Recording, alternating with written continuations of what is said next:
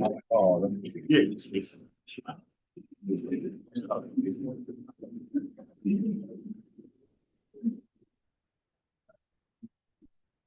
So to see you.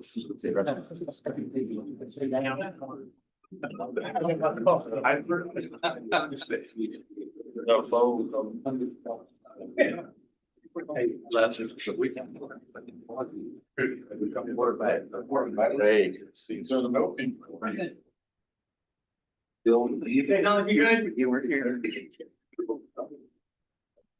Stretch that last. I needed that last note stretch. Okay, we got everybody. All right, good morning, ladies and gentlemen. Thank you very much for being here this morning, and this is commencing the annual business meeting of the full board. I really have no profound welcoming opening remarks. So I'd like to proceed immediately to the first item on the agenda, because we have second item on the agenda after welcome and opening remarks, because we have a very full agenda today, and we got a lot of stuff to try and get through on a timeline that I will try to keep it strictly to. So with that, we'll proceed to the public comment section. So Wyatt? Yes, first I want to point your attention to a series of comments that were submitted and are now in onboard. They were submitted late Monday night. So they're there for your perusal. Our first public comment is from Robert Morris. I have 3 minutes. I'll give you a 30-second warning. I originally planned a more extensive package of data and analysis to support the board's deliberations, but here's why I decided to set that aside. In 2021, I stood before the BOV and Governor Northam's director, DEI director, and said, never implement a solution until you fully understand the problem. That advice was ignored, and Virginia wasted $1 million on the study, so here we are. At the Finance Committee meeting, Ms. Todd asked for an auxiliary fund balance trend. The answer was they'd have it in the read ahead. I didn't see it there. It took me 5 minutes to pull it from VMI's state finance records, 2017 to today. On March 21st, the auxiliary fund balance was negative $4,942,446. Today it sits at $2,014,293.91. Virginia State's is at over 44 million. The state pays interest on the balance. Every drain forfeits that interest income. It's a pattern, not an accident. The board was also promised 3 proposals, A, B, and C, with different mixes of cuts in revenue. Those aren't in the read ahead either that I saw. What's in front of you is a single decision on a 3% increase and another cut to the fund balance. For 5 years, Alumni offered this board free of charge a 2-year Barnes and Thornburg follow-up study, a budget model that saved other agencies millions, an enrollment plan, a recruiting and career placement initiative, and an invitation to showcase VMI at America's 250th celebration. Not one response. Maybe conscious or unconscious bias against the sources. That's your inclusive excellence example for today. As I said in the last meeting, independent modeling projects a terminal financial crisis in 5 to 7 years. You extended your get well date to 2030 without accounting for the West Virginia Senior Military College, which enrolls its first class in 2028 and will pull from your applicant pool. By the way, this is the fund balance for every college and university in Virginia, including the community colleges. Well, that sage Monty Python, for those of you who are fans, sometimes the majority of wrong-thinking people are in fact right. In the past 5 years, in hundreds of hours of research, I can count on one hand with fingers to spare the board members who engaged with alumni and nationally recognized organizations. So I'll take the advice of my wife, who quoted John Wayne and said, in Big Jake, you made your decision alone, you live it alone. So before I sit down, I did want to give Mr. Inman a resolution from recognizing him from the Cadet Foundation for all your service and everything you've done to help us and help VMI. someone needed to do it. Thank you. Thank you for your comment, sir. Next public comment is from Miss Nancy Harvey. 3 minutes, I'll give you a 30-second warning.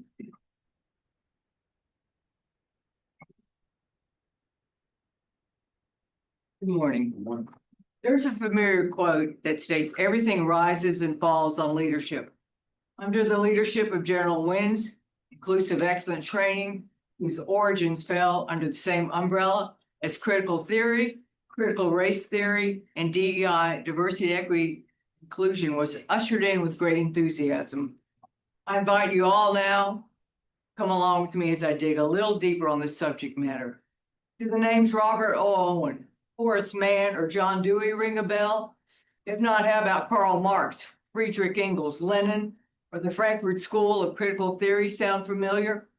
The ideas of these men in this school have infiltrated our classrooms over decades, replacing classical learning with indoctrination, dependency, and cultural Marxism.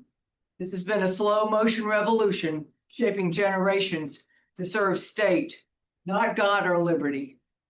May I remind you that Almighty God is the architect of this great republic. All rights, liberties, and freedoms come from him and him alone.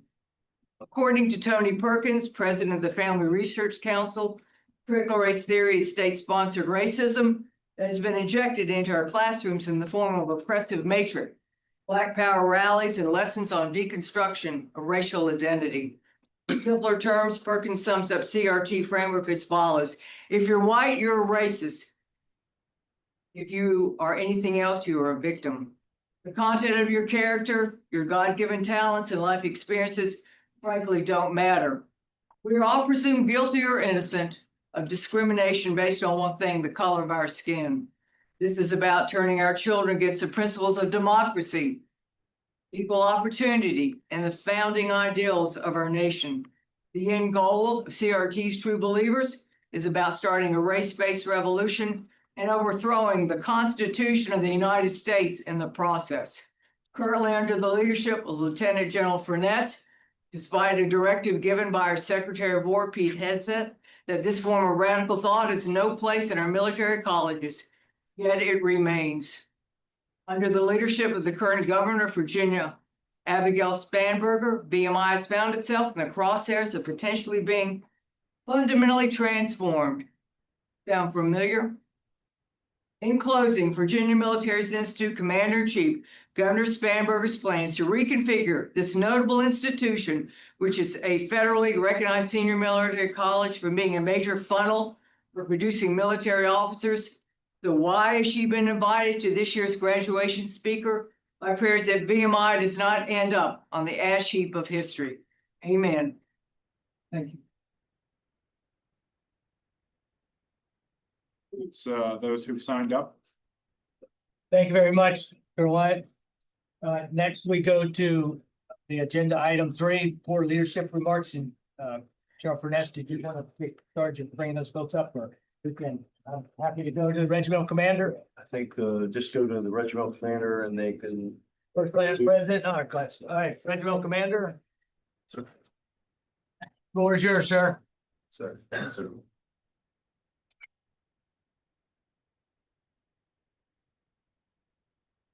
Morning, General Furness, ladies and gentlemen of the board. It's an honor and a privilege to stand before you. As I've said, I think other 2 times I have.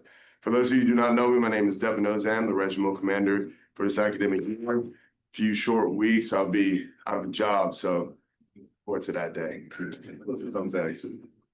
History major from Opelousas, Louisiana.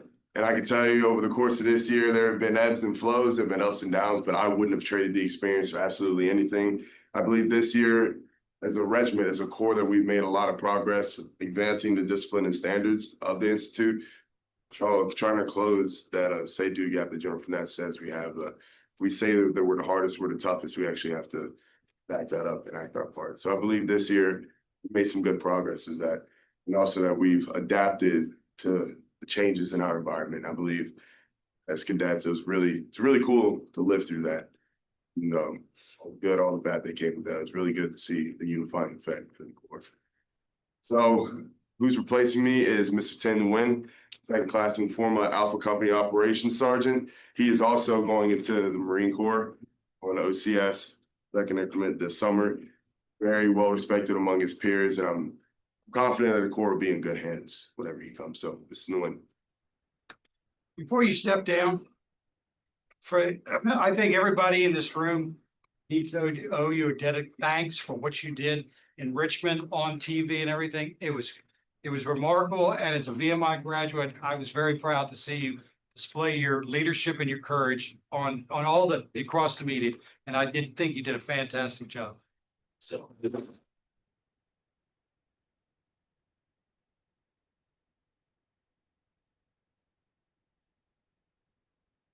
Yeah, go on. You're good. You answered the mail. It was great.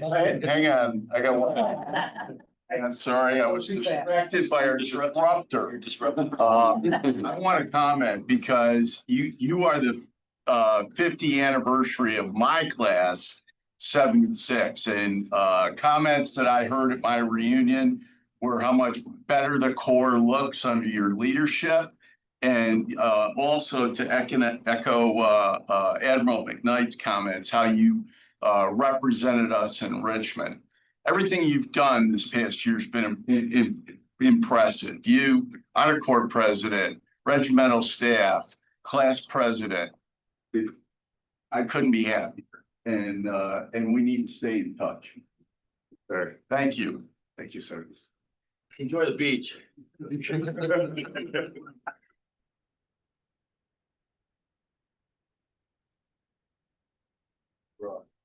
Right, sir. Good morning, ladies and gentlemen.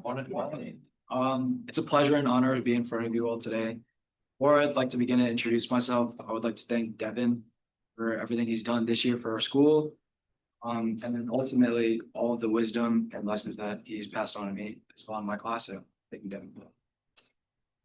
So a couple of plans that we have for next year is, for one, obviously working very, very closely with the honor corps and the general committee.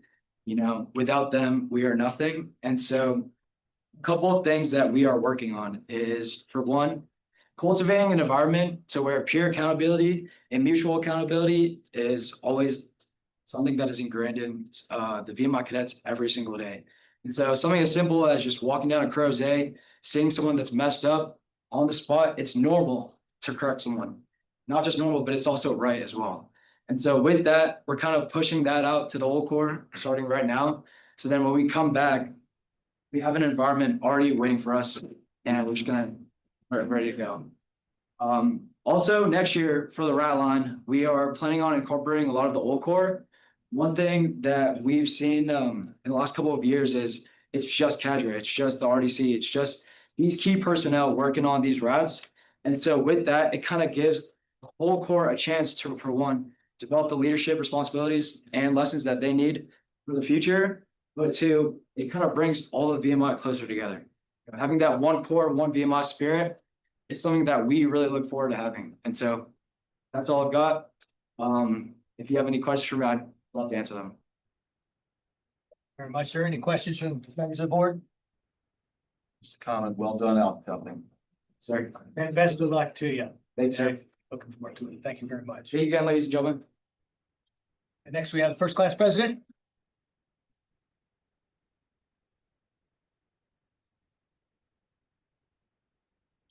Morning, General Finesse. Good morning, Board of Visitor members. It's an absolute honor to speak to you guys today. I'd like to just start off with a good fun fact. So Devin and I, our relationship actually started before coming to VMI. We actually met each other at an open house.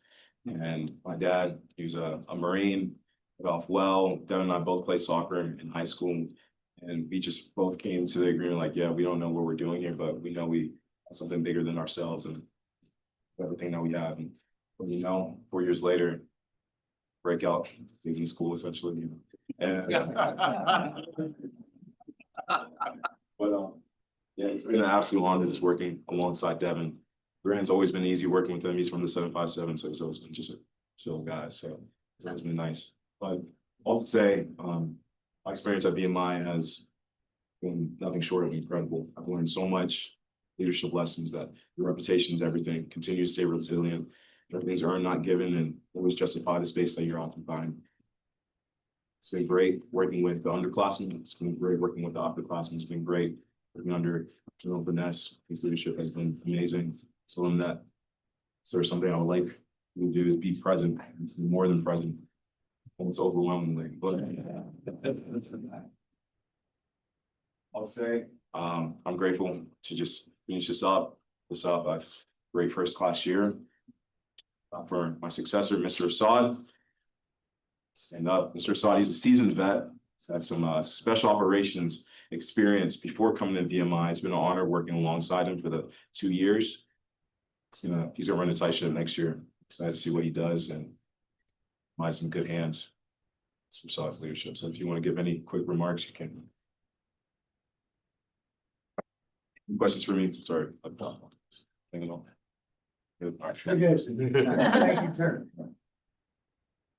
Morning, ladies and gentlemen. I'm Matthew Assad, 27th class president. And it's basically the two main ideas we have going into next year for the general committee is reinstilling of the warrior focus amongst the Corps of Cadets. I think leaning into the historical analogs, which we're all kind of surrounded by in here, thinking back to what our great alumni have done, really bring that ethos back to within the Corps of Cadets, because my goal, at least for my rats, is a 70% commission rate, because I believe there's nothing better you can do than serve your country. That's someone who's prior enlisted, but whatever. Officers are okay, but enlisted. But leaning into that, we're also going toward bringing the core buy-in toward the RAT system, the VMI system and all that, by just bringing them in, kind of going into what Tim said, is just reaching out and saying, this is all of us. This isn't just cadre. This isn't just GC, RDC, whatever. It's all of us, and it's what we do, and our rats are a direct reflection of us. So that's 27's goals going into next year. Any questions? Thank you very much, sir. Thank Greatly you. appreciate it. Best of luck to you. Yes, sir. Honor Corps President.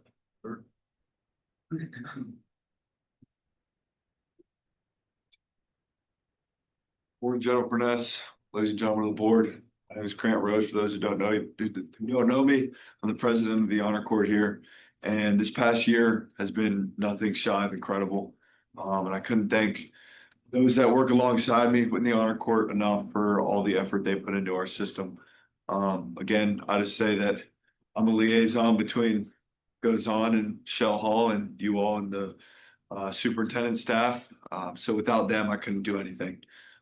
We had a great vice president for education this year, Cadet Doty. He put in a ton of effort on educating the Corps and finding the times where we think Corps education on the honor system is imperative. The prosecution team, I couldn't thank them enough for all the effort they put into looking in and investigating every single case, finding a full picture and everything that goes on. Vice president for investigation put in great effort this year, delegating cases to our prosecution, ensuring that we have cases that are reasonable. We have cases that we believe are true honor violations. And then our vice president for defense, for those who were in the appeals meeting the other day, all the work that he puts into the system, and he does everything behind the scenes, and he does probably more work when it comes down to trials and pre-trials than anybody else in the honor court. So I couldn't thank them enough.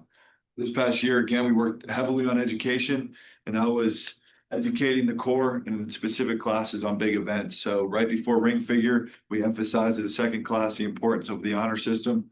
This is a big milestone in their career. They get their ring, but there's other things to focus on, and honor will always be there, and there's always time for honor.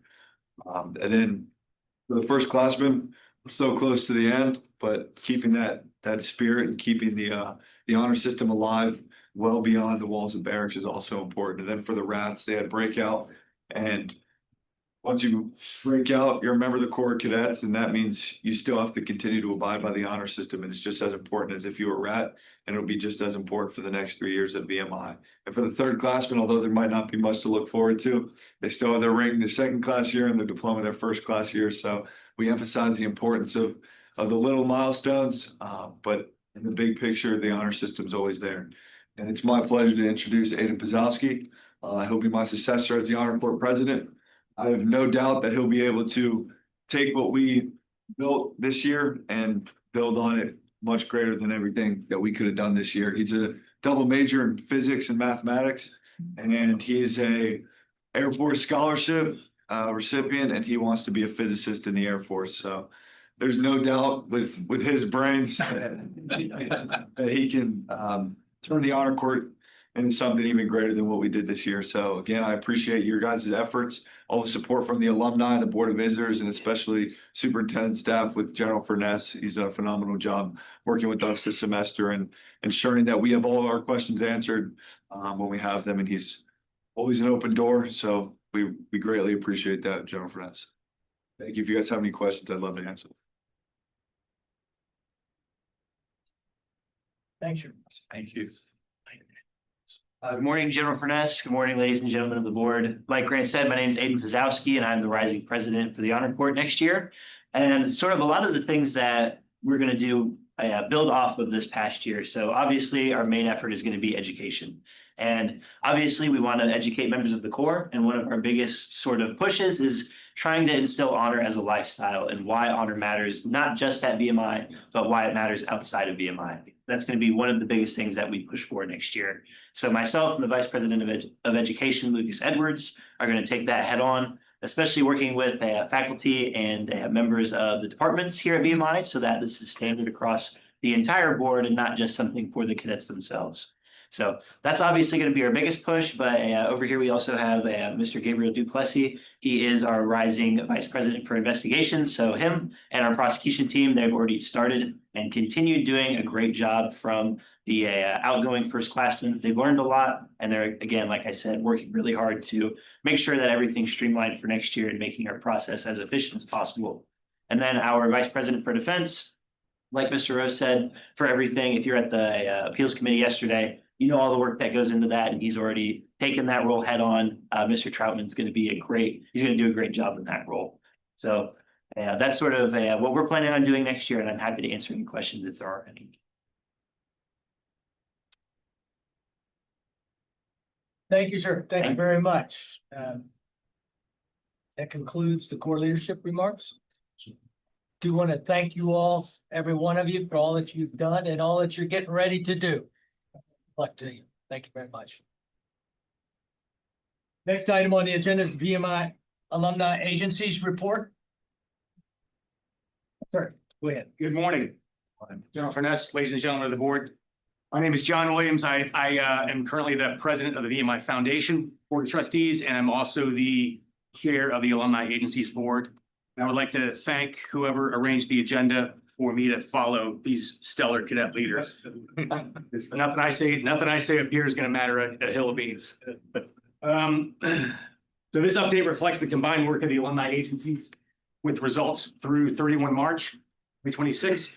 I'll focus on 4 quick highlights: fundraising performance, call to duty, financial strengths, alumni engagement, and then I'll wrap up with some strategic priorities for the alumni agencies and a short video. So through March 31st, commitments total $28.6 million, which is ahead of the 5-year fiscal year to date average. Updated to current date, which is yesterday, commitments total $30.5 million. Donor participation remains strong at 3,754. And even in this challenging economic environment, we're ahead of where we were last year. And while we're below the exceptional fiscal year 22 and 23 highs, overall momentum is steady and improving as the year progresses. Just to project forward, we still have a couple events before the end of this fiscal year and are optimistic about how we're going to finish out. Next slide, please. So, this essentially shows our pyramid, and we are not unique. Approximately 3% of donors account for about 85% of total commitments. And while this level of concentration is typical in higher education, it underscores why stewardship of leadership donors and growth of the midterm donor pipeline are essential for how we operate and how we pursue our donors and steward them. So we are currently undergoing a readiness assessment and have hired really the best in the business to take a look at how we raise money and how we're organized to raise money. And this slide highlights some sector-wide fundraising trends, and really it demonstrates that VMI's donor concentration mirrors national higher education fundraising. Fewer donors are giving more dollars. Plan giving is expanding and advancement strategies are increasingly focused on engagement, retention, and pipeline development. The shift from acquisition to retention there's a shift from acquisition to retention and engagement. And it's notable that the national average of retention rate for higher ed is 45%, and we hover about 60%, which is great, which is a great signal. I do want to highlight that the top two bullets there, fewer donors participating, and the donor pyramid. If this trend continues, we're working hard to beat it. But if this trend continues, our donor pyramid becomes increasingly sharp. That's just a forecast to the future. It's something we're going to try to work to get around it. Slide, please. The initiatives for FY26. I talked about the campaign readiness update, which will fold into a feasibility study. Look at what our donor population looks like and what our potential donor population can do for a campaign. Anticipate once the superintendent releases his strategic plan, we'll start deliberate planning for a campaign, which we anticipate implementing about a year from now. Next slide, please. Call to Duty scholarship remains one of our priorities and most impactful initiatives, with $6.4 million in total commitments. Importantly, $3.2 million of that is directed to the endowment, ensuring long-term sustainability, with another $1 million supporting cadets today. Since fiscal year 24, Call to Duty has delivered $3.1 million in direct cadet support and is assisting 124 cadets this year alone. Alumni make up most of the donors, but interestingly, non-alumni provide the majority of dollars. We have inside the foundation, we have a subcommittee that is focused on Call to Duty. It's difficult to call it a campaign, but we have a really focused effort on expanding those non-alumni dollars and alumni dollars for fundraising. We're really, this is a precursor so we can better understand the population, the environment as we get ready to campaign next year.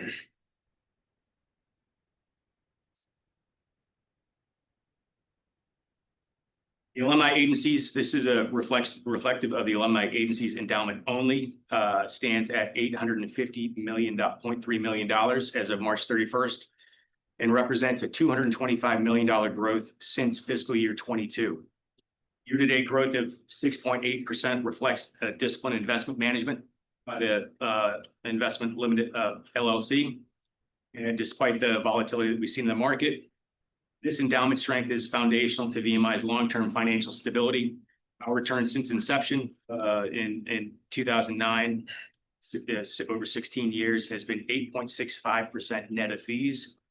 I deliver that with a caution that we can't rest on our laurels. This is no place to live. We have to get better, and we have to increase the size of the endowment if we want to be sustainable for the future. Slide, please. This returns that I just spoke about are what allows us to provide VMI with so much operating capital. It's to highlight the $32.5 million that we're able to give. The funding use, the allocation of those dollars is really dictated by MOUs for the money that we receive. Slide, please.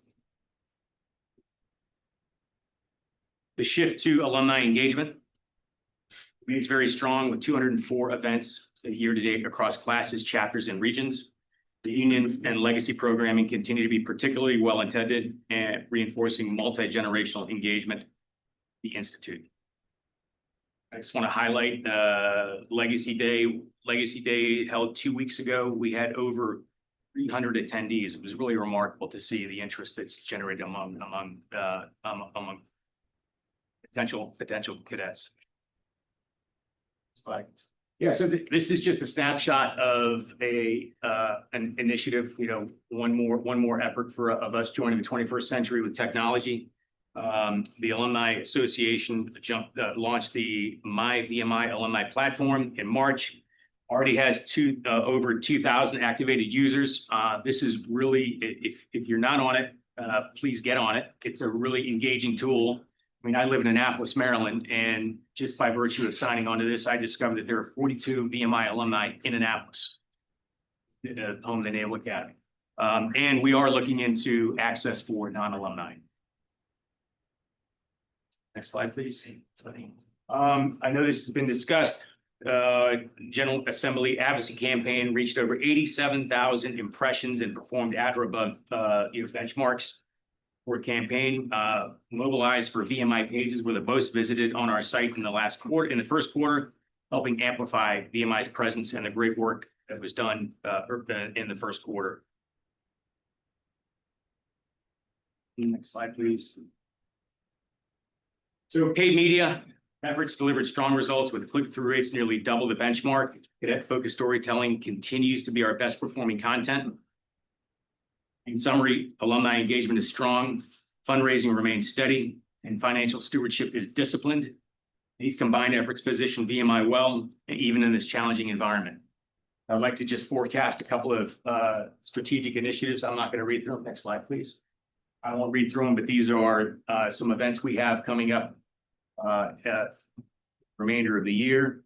And let me highlight that Matthew Jimenez, who's the president of the Alumni Association, will roll off the board this year after 14 continuous years of service to the Alumni Association. It's significant.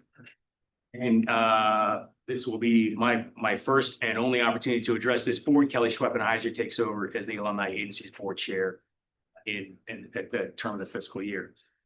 I'm happy to take questions, but I would first like to roll with the video that our communications folks have produced. This is a video that will support the superintendent's on winning conference to provide an overview of VMI to the participants in that conference.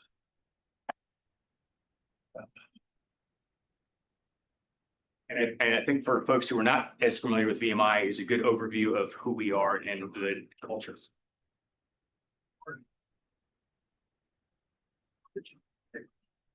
Guiding stars. We entered through hallowed arches, committed to becoming more than we were, became more than we thought possible. Chose the uncommon path, transformed by academic, mental, and physical challenges, shaped by discipline, mentored by our upperclassmen, and inspired by the legacy and support of our alumni.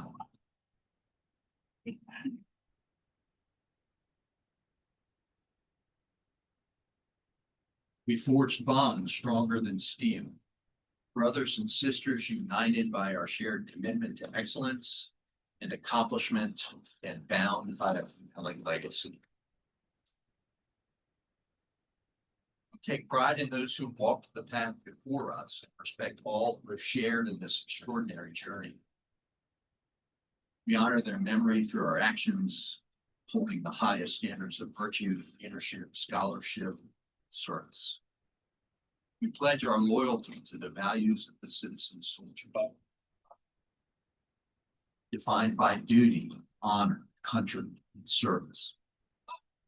We stand resolute in the face of adversity, embodying the spirit of those who came before us. We push beyond our perceived limits with unwavering determination, knowing that our strength lies not only in our individual might, but also in our unified resolve. We embrace our calling to serve, to protect, and to lead. With every step we take, we march forward with pride, knowing that we carry the weight of our beloved institution, its traditions, and its future on our shoulders. We are the future, molded by tradition, ready to take on any obstacle with an unyielding fortitude. This is our oath, our credo, our purpose, and our promise. Live and lead with courage and integrity, to uphold the legacy of Virginia Military Institute, to remain steadfast in our pursuit of excellence. In the bonds, we are VMI.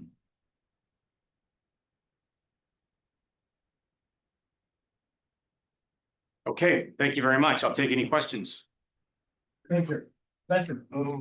So The first slide, you said we're seeing more dollars from less donors. I think when I left the board, a lot of that trend kind of started. I know there are probably a lot of micro reasons for it, but as y'all talk to alumni, are y'all getting any macro reasons on that? Do we have anything that we can do as a board, as a school? What's the reason behind us still seeing this kind of trend? Well, I mean, I would just say that like, I think I alluded to, we are a mirror of national trends nationwide for higher education fundraising. So what we're experiencing is not unique to VMI. I would just say if there's anything you could do, it's to encourage, to continue to broadcast a good message about the value of VMI, value of an investment in VMI.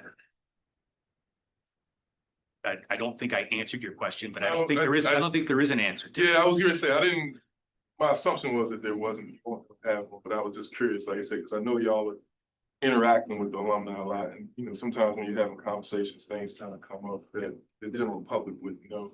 Yeah, I think the best thing we can all do is continue to broadcast how important VMI is and what it provides our country, of course, the state of Virginia, and look at the quality product that VMI turns out. It continues to turn out. It's the enduring narrative. Has to rise above the noise. Well, it seemed like when my son was graduating, they had a big competition. I mean, I think they just wanted $1 from each cadet, but their goal was to get every cadet in his class to participate. Before they graduated, let's, turn into givers. Is there any outreach being done with the current graduates? Well, I can't answer that question directly with the current graduates, this class specifically, but I know that for the foundation, outreach to young alumni and to try to plant the seed while they're here is a focus. It's a focus for us. It's important. Young alumni give differently than class of 1988 differently, and so we are looking at that. Anybody else back there? Question. A couple of years ago, we did a survey of alums. And I was involved in that process back then. I would recommend that process continues, because that way we've got data that we can understand better some of these trends, and we can focus. I mean, that data or those surveys can be morphed a little bit, just focusing on areas of specific interest. I think it's invaluable in understanding our alumni's perspective on a holistic level versus the noise. Yeah, thank you. Thanks for the recommendation. We just completed a survey last year. Yeah. Not only in alumni interest, but also how they like to receive information. So we will sharply focus on our alumni. They were published in the most recent or two versions ago. The most recent review. The most recent alumni review, those results, you can find those results in there. Loud and clear, we continue to do that. It's important to have our finger on the pulse and make sure we understand what's important to our alumni and how they receive their information. Anybody else? Well, thank you very much, sir. I follow Lister's question for a solution, and I think it really is good. Speaking for myself personally, I intend to get as engaged as I can and meeting with alumni chapters anywhere I can, and I would encourage all of the board members to try and ramp up the game, step up the game in terms of engaging with the various chapters, because I think there's a great story that we're really exposed to that needs to be communicated far and wide, and I think we're some of the best people to do that. So that prompts me to take that up. Question. So I've done that. Just back, I joined. I don't recall. Do y'all still do that, or board members?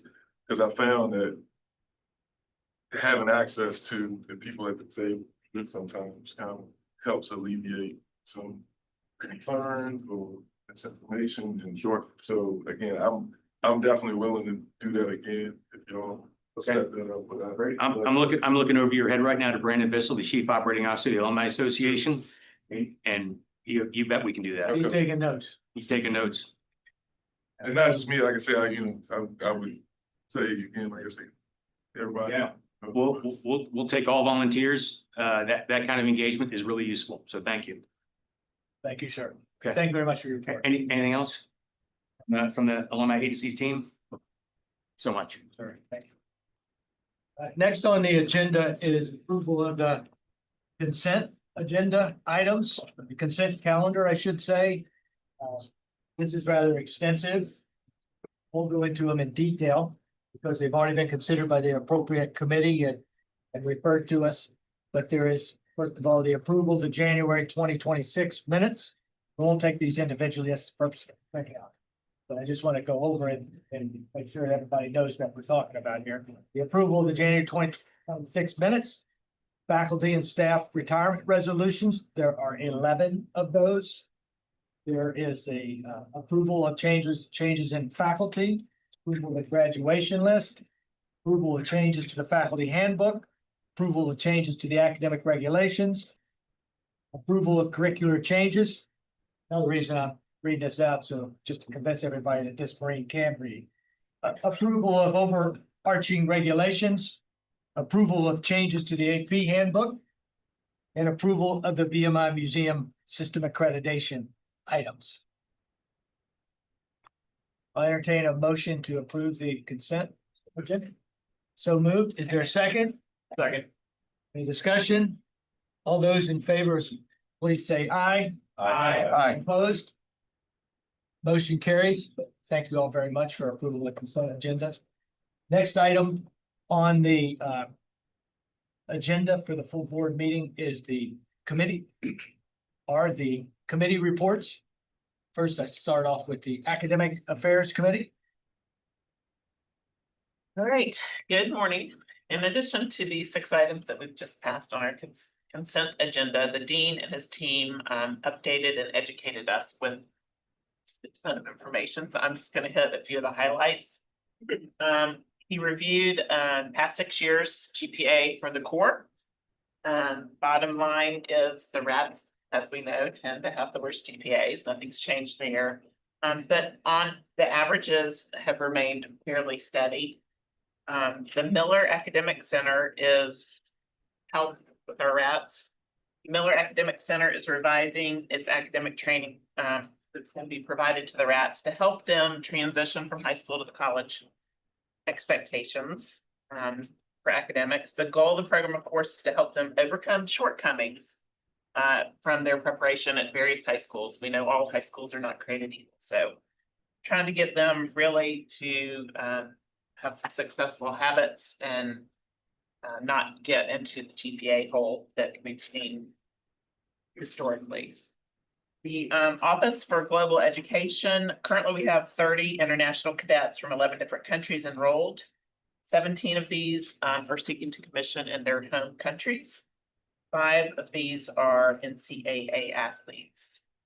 Beginning in the fall of 2026, I don't know if Megan's listening in today, but I think she had a lot to do with 4 Ukrainian cadets are now going to be enrolled at the Institute. This is going to help us build towards the goal to increase the number of foreign exchange students to 50. This supports our superintendent's goal of exposing cadets to the NATO and Pacific Rim allies that they are likely to work with in the military or their careers. 137 cadets will have participated in significant overseas experience during this past 25-26 academic year, which includes 15 cadets on a semester-long study abroad program. Other furlough short-term programs, like the Olmstead program, grants the law of high conflict competition in Italy, and the Israel strategy and policy trip to France and Poland. The Artificial Intelligence Task Force has completed a draft of a report for developing the policies, procedures, and best practices for implementing AI into the academics program.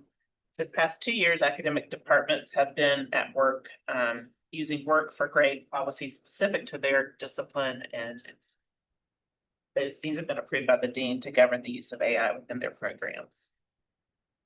For the first time this year, we implemented a 2-window application process to award our merit scholarships to the early decision graduates. So the first deadline was in November. That was for awards in December, and this is in addition to the traditional, I guess traditionally they've been doing it in February. For the incoming class, they received 97 applications for merit scholarships. 45 of these met the criteria. 28 applicants have been already awarded merit scholarships. 3 P scholarships have been awarded, but only 2 have been accepted. The Office of Career Services has submitted a proposal to SHEV for a 2-year grant that would provide internship support for cadets with financial need. We had a similar previous grant approximately 2 years ago that was super successful in helping our cadets. So we're hopeful that that will go through. The Quality Enhancement Plan Development Committee continues to work on a plan which will be focused on experiential learning. Budget estimates are being developed. Seed funding for the program is either going to come from Dean's discretionary funds or from the Jackson Hope Board, as they've expressed interest in this as well. The goal, of course, is to ensure that all cadets receive at least one experiential learning experience during their cadetship. Semester-based programs will need to be examined because while those could be difficult to support, cadets may not be able to participate in summer programs due to military and other obligations. Almost done, promise. The Computer and Information Science Department continues to pursue the establishment of 2 new major programs. Currently, it offers a computer science major broken down into 3 tracks: theory and application, cybersecurity, and information technology. They're proposing that each of these tracks be turned into separate majors with a common curriculum for the first 2 years. There is also a proposed kinesiology major program from the Human Performance and Wellness Department. These are all being reviewed by the Academic Planning and Review Committee. Then they go to the Curriculum and Instruction Committee. Programs must first be approved internally by the academic boards and the Board of Visitors before they're submitted to SHEV for approval. There is also a proposal to establish a leadership studies department, which is under development. This would only require approval of SHEV staff and not the SHEV board. And now the dean has got some more to report to us from questions that we asked him yesterday. So I'm going to turn it over to the dean. Thank you. I promise I'll be quick. There was a question yesterday about STP and its impact on retention. So for the last 2 years, so the class of 28, which who are now thirds, the overall retention rate for that class was 80%. So 20% of the incoming rats did not return as thirds. But for those rats who attended STP, the retention rate was 84.5%. A little bit better. For the current class, of course, we don't know how many will actually return in August, but currently the retention's running at 87%. But for those cadets who attended STP, it's 9.3%.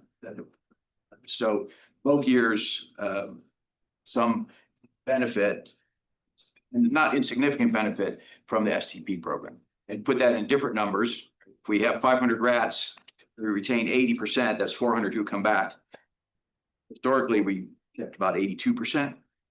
82% brings 10 extra cadets in each class, that's 40 over 4 years. If we can get that to 85%, that's 100 cadets over 4 years. Makes it a lot easier to get to 1,700. So, and Dallas would like that too. Big impact on revenue. So, unless there's some questions. Thank you. That concludes our report. Thank you.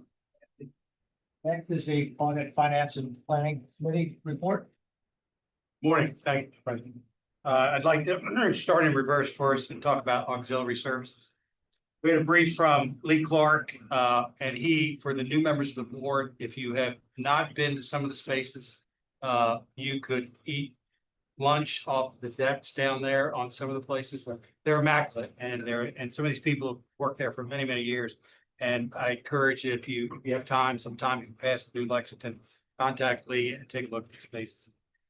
It's a busy time of the year for the auxiliary services. This is when the old uniforms come back and they refurbish them, get the new ones in. They went down to another military college and they actually showed them a different method on how to put stripes and everything, because in the past, it was hand labor. You know, took hours, just to put all Lester stripes on the uniform. So they have now found a better way to do this, and it save money and save hours. Dining services still continue to shine. They have installed several fueling stations. This is not petrol. This is liquid fueling stations around the post. So they're very popular. And around the corner, I don't know if you saw around here, Preston Hall, there's a Preston Cafe. And it's basically, put your card in there. They cannot keep that place filled with e-dunk, as we call it. So, it's a great ad, and the cadets love it. We also took a brief on the facilities. Keith Jarvis talked to us. The basic thing is the barracks windows is about 50% complete. The security in barracks is almost complete. The security barriers that you've seen around the post are 99% complete. They still have some glitches. They go up. The problem is sometimes they can't go down. So they have to get the fire department in here. The fire department is just going to have to drive across the grass, but anything like that. But they think it's just a minor glitch. Look at Moody Hall that's phase one of the operation. It's closed off. Probably be late summer before the demolition, and once they finish the contract. And then Nichols Engineering Building, I can say I've never been in it myself. But I've passed it many times, but that's going to start the rehab work in a few seasons. Also, we got a report from the VMI museum system. 60,000 visitors in the last couple of years. The peak was at 75 before COVID, and they're working hard to get that. We talked about, and it was agreed upon, the 5-year strategic plan was approved in the context, and we reaffirmed that. There's a pamphlet here that Keith gave out to everybody, so I recommend that you take a look at that. And also talking about Keith Gibson, he's rounding third, heading towards home, class of 77. So he's looking. If anybody's interested in a full-time job, talk to Keith. He may be looking for a replacement here in the next couple of years. But great job by things that don't get looked at, in the big picture. And these people behind the scenes are doing a great job. So I appreciate that. Now I'll turn over talk about some higher important issues. Talk about FY26 and FY27 budget. The biggest concern we had, and we talked at length about it, and we have a handle on it. We started out the year with a budget fund balance of $21 million. It's projected to be down about $9 million at the end of the year. There's a long list, and I can provide it to you, of items that were put on delay to take over. We had to get to them. So Dallas and the team with the superintendent and everybody decided to tackle those issues. So the fund balance came down it's quite significantly. So it's a major attention item. Dallas and his team they got focus on it, and we're going to try to get that balance back up. The issue that we're going to have another meeting with the finance committee sometime before Dallas leaves, so we can get a better understanding of how we close out the year. But it's a yellow light right now. It's not a red light, but we're focusing on it. For FY27, we'll talk a little bit about it. Superintendent is going to have a party on his front deck there on matriculation day when we go over 500. Janet is going to provide all the beverages. But anybody who doesn't understand the budget, the key is we get a lot from alumni agencies. There's other ways to get money, get things from the state. We've got to get the core back up above 500 every year. So it's the key, and it's a big driver. It's about $43,000 per cadet. Not only does it fund, uniforms, all that kind of stuff would go into it, but a big part of that chunk of that 43,000 goes towards athletics. We've talked extensively about the athletic budget and how we've got to get that under control. Superintendent is going to have a strategy meeting this summer, and he's going to present back to us a athletic strategy on how we're going to tackle this. But the key is getting cadets in barrack.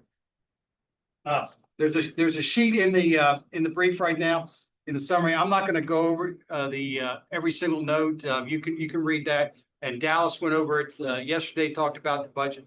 The biggest item that we need to address is the the tuition and fees increase. And I'll just read this real quick. The proposed FY 27 operation budget totals 126 million, representing an increase of 4.4 million, 3% over the FY 26 original budget.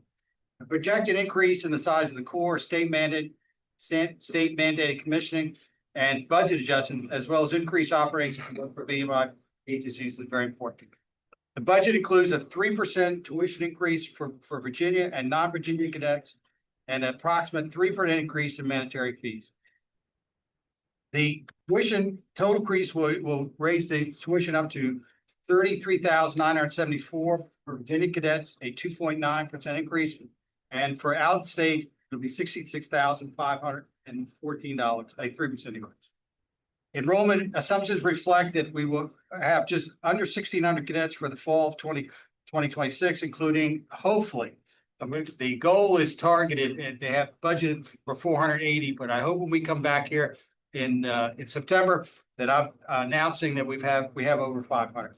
It's looking at about a 65% from Virginia residents, so that's good. One of the biggest budget increases that we've seen, and anybody who's in business, a fee that continues to go up and up and up, is the fees for medical. It is going to be a 13% increase for employer health insurance, and that's huge. Anybody's in the industry, if there's anything in business, knows that's big.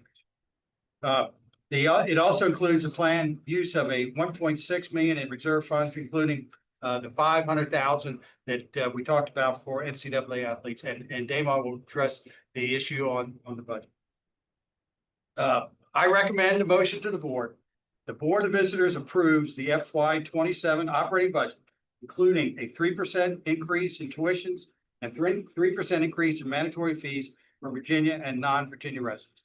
The committee approved this, and I recommend to the board, Mr. President, that we approve those measures and we go forward for FY 27. So there's a motion before the board to approve the increase in tuition as spelled out by Mr. Admiral. Sorry. Second.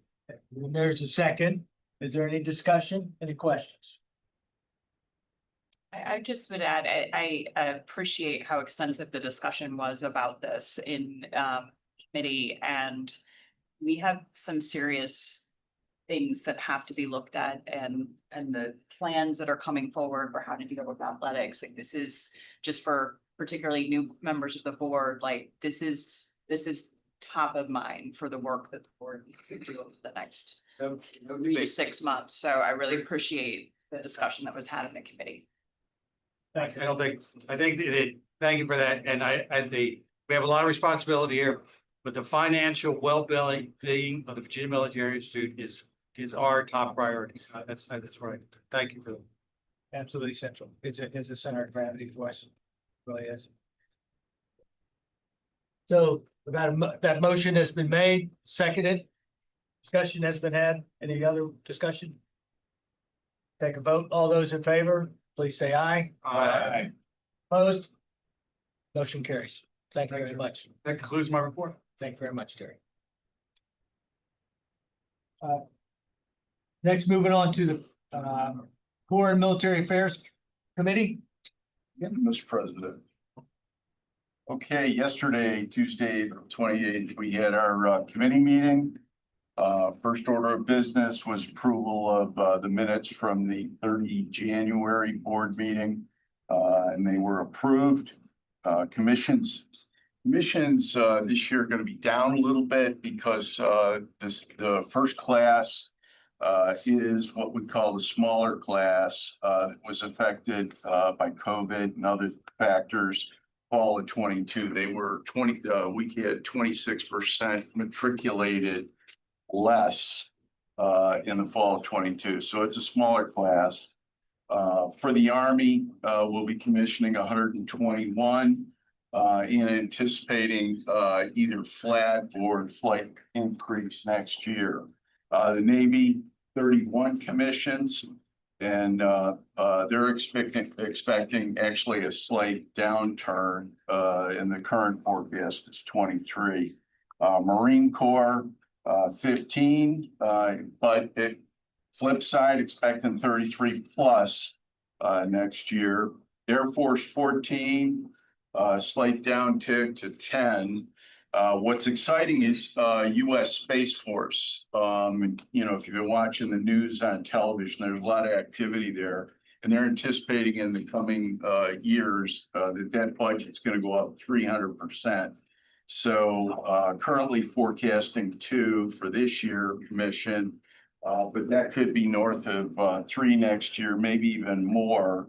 And they're expecting it to be in the high 20s, low 30s for 28. So all in all, total, I think it's generally good news. Some of the highlights, Army ROTC, Cambrian Patrol, the Ranger Challenge. That's British Army's prestigious exercise that occurs in Wales every year. VMI has now earned 2 bronze medals for consecutive performance in that program. It's a 48-hour, 60+ kilometer patrol, and they carry 70 pounds of equipment.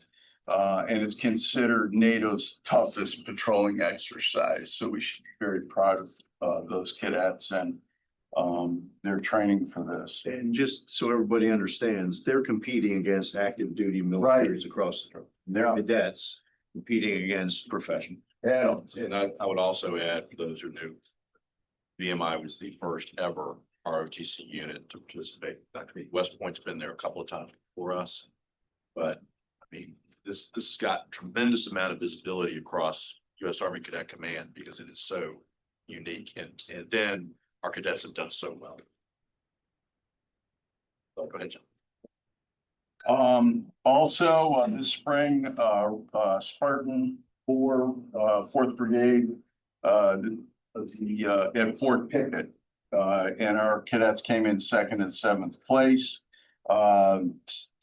End of this month, I guess it's already started at the Sandhurst Ranger Challenge, and that'll be at West Point. We have 11 branch orientations that are being done between now and graduation. Chancellorsville staff ride to talk about the Battle of Chancellorsville, strategy tactics related to that event. Dining in with Colonel Piso, class of 73. That when I was a rat, he was a first and led the rat battalion. I was convinced on the day we were going to break out, the next step was that he was going to kill all of us.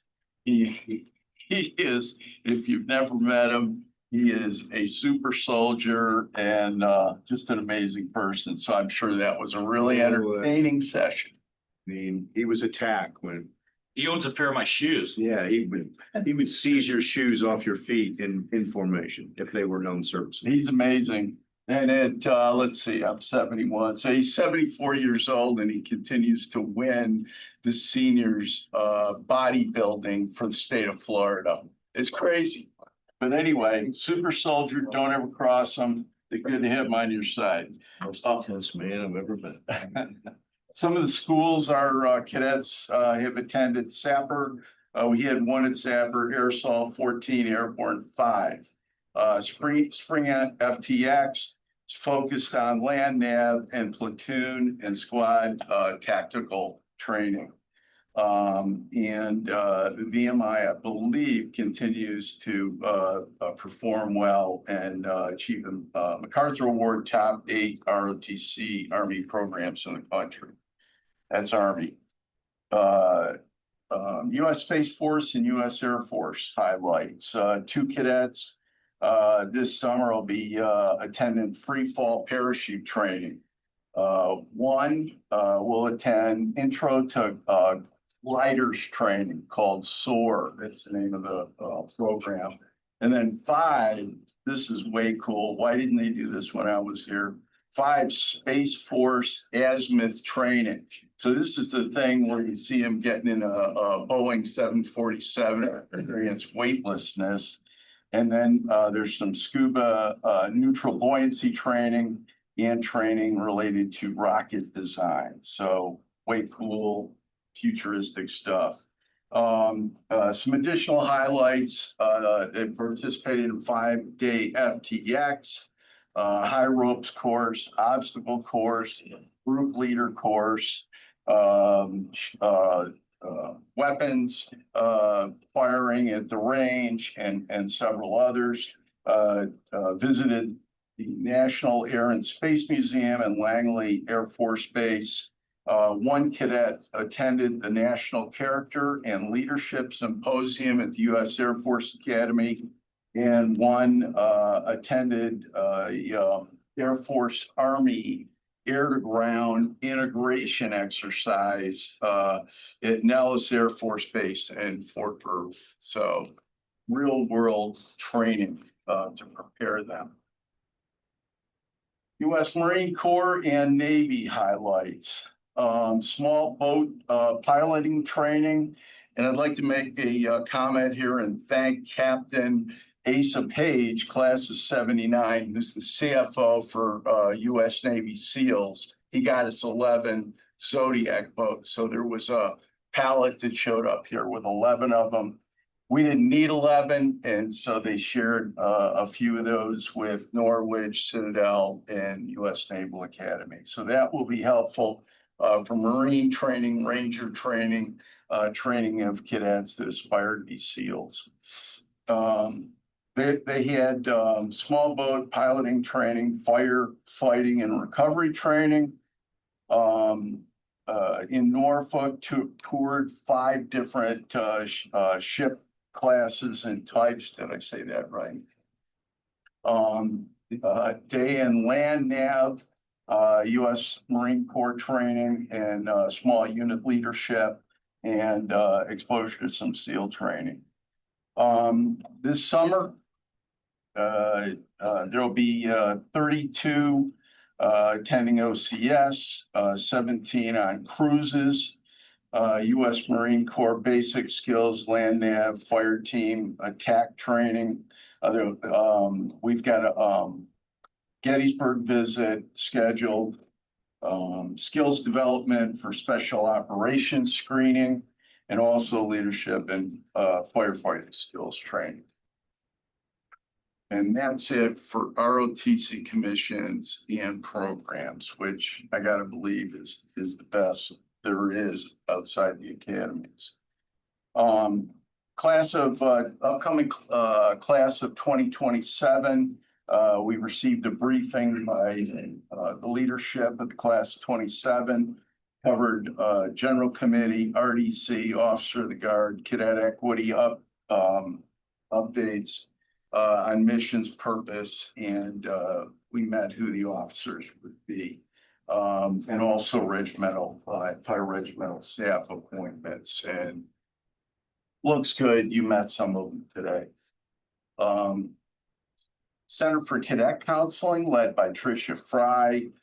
They completed their biennial review for alcohol and other drug committee requirements, NCAA mental health screenings, suicide awareness training, and for train the trainer. And in terms of same-day access for cadets, one-time appointments, 77% for the, meeting the one-day requirement, obviously based on priority. Infirmary update was led by Dr. Melissa Kravick, class of 01. Saw a significant uptick in flu virus, influenza, 200 plus patients. So it just goes with what the trend is in the country. No significant issues during breakout. There were 2 VMI grads that came back and did a clinical rotation at VMI that were doctors. That's very cool. Class of 2030 medical exams, there were over 200 approved. And the Department of Defense medical exams reviews that occur annually, they support that. Dr. Kravick and Dr. Krantz, and they're certified to do that. It's a requirement but they don't, share, the outcomes. Chaplain's office, Colonel Casper 04. Some very good things happening here. Support to 154 bereavement leaves. That's a lot. Baby boomer era. I'm in, you're in. There's a few others in too. We got a couple. Support to the rat line process, 1,200 plus cadet pastoral counseling visits, increased outreach and support also to the administration, faculty, and staff. Cadet chaplain interviews, and there were over 25 were selected. And then officers Christian Fellowship Retreat at White Sulphur Springs was done. And then we expect the United States Marine Corps chaplain to visit, head of chief chaplains to visit in May. Commandant's assessment, Colonel Havard, class of 90. Red attrition has been running at 12.5% with 59 departures. Typical is between 13 and 15%. I find it really interesting because I was looking, we had some statistics at our 50th reunion, and that was kind of our attrition for the first week. So it's improved dramatically over the last half century. Discipline, 2 dismissals, 7 suspensions, 2 resignations, reduced conduct probation. We're seeing areas he sees that need improvement, grooming standards, need some improvement, and room order standards need to improve. PT, physical training is improving. There's a remedial physical training program that's helping, and it's improving the statistics.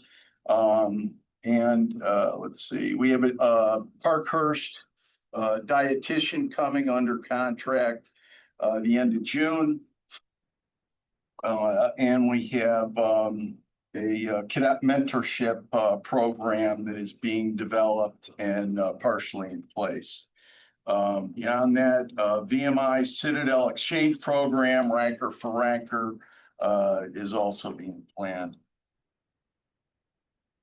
Diversity, opportunity, and inclusion led by Brianna Williams, our Chief Diversity Officer. We had board training yesterday, April 26th, that we all went through, and it was excellent.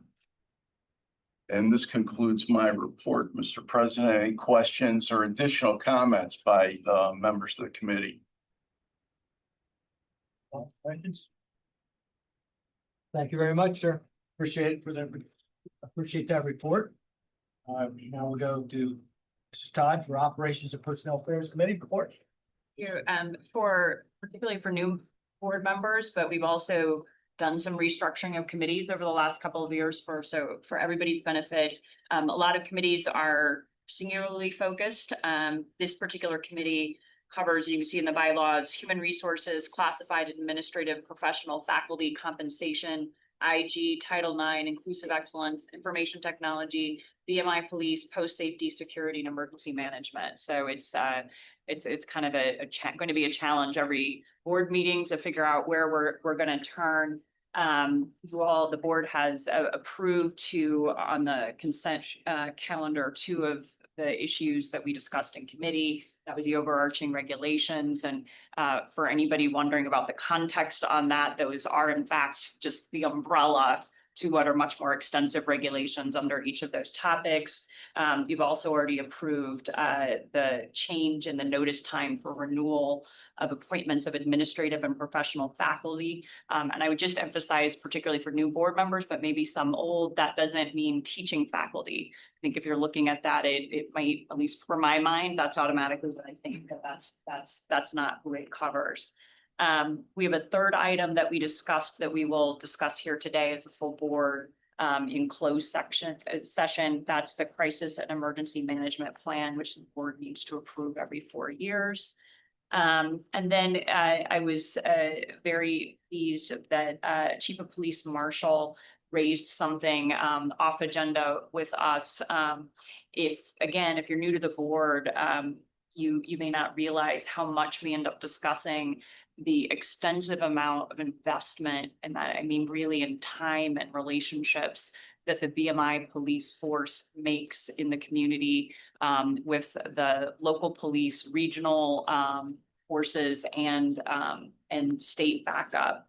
And so we hear a lot about that training and the building of the relationships, but the chief shared with us a particular incident, which he could speak to much better, and I'm not going to try to get into the details, but that happened recently with a active local home invasion where one of the county officers was severely injured, and how the combination of forces really came together. And he spoke, I think rightly so, very proudly of the work that the VMI force provided to that particular incident, and in dealing with all the other issues that had to be dealt with that day while the attention was diverted to this specific area. So it's I'd encourage everybody to, have a conversation with Chief Marshall and really understand how sophisticated and professional of an operation the VMI community is fortunate enough to have on that front. That's really the areas that I was going to speak to. I don't know if anyone else on the committee had anything to add. Anyone else on the committee have comments to add to that? Okay, concludes your report. Thank you very much. Okay, greatly appreciate that. Now turn it to the athletics committee. Thank you, President. Yesterday afternoon, and we start off, Jamal shared a video highlighting the recap of the winter and spring sports, a very informative, enlightening video of the athletics that took place. I think that may go up on the website. So please check out at your leisure in reference to that. We did talk a little bit now. Jamal presented yesterday afternoon, so some of this kind of recap a little bit, just kind of highlight that. Did overview of the spring athletics highlights, noting some of the accolades from our spring and winter sports, and the two NCAA qualifier teams, our wrestling team and our rifle team that had some very success, and then our first postseason berth for our cross team since 2022. We did review over the revenue and expenses from fiscal year 26, which highlighted 2026, which will bring close to the superintendent's discretionary fund.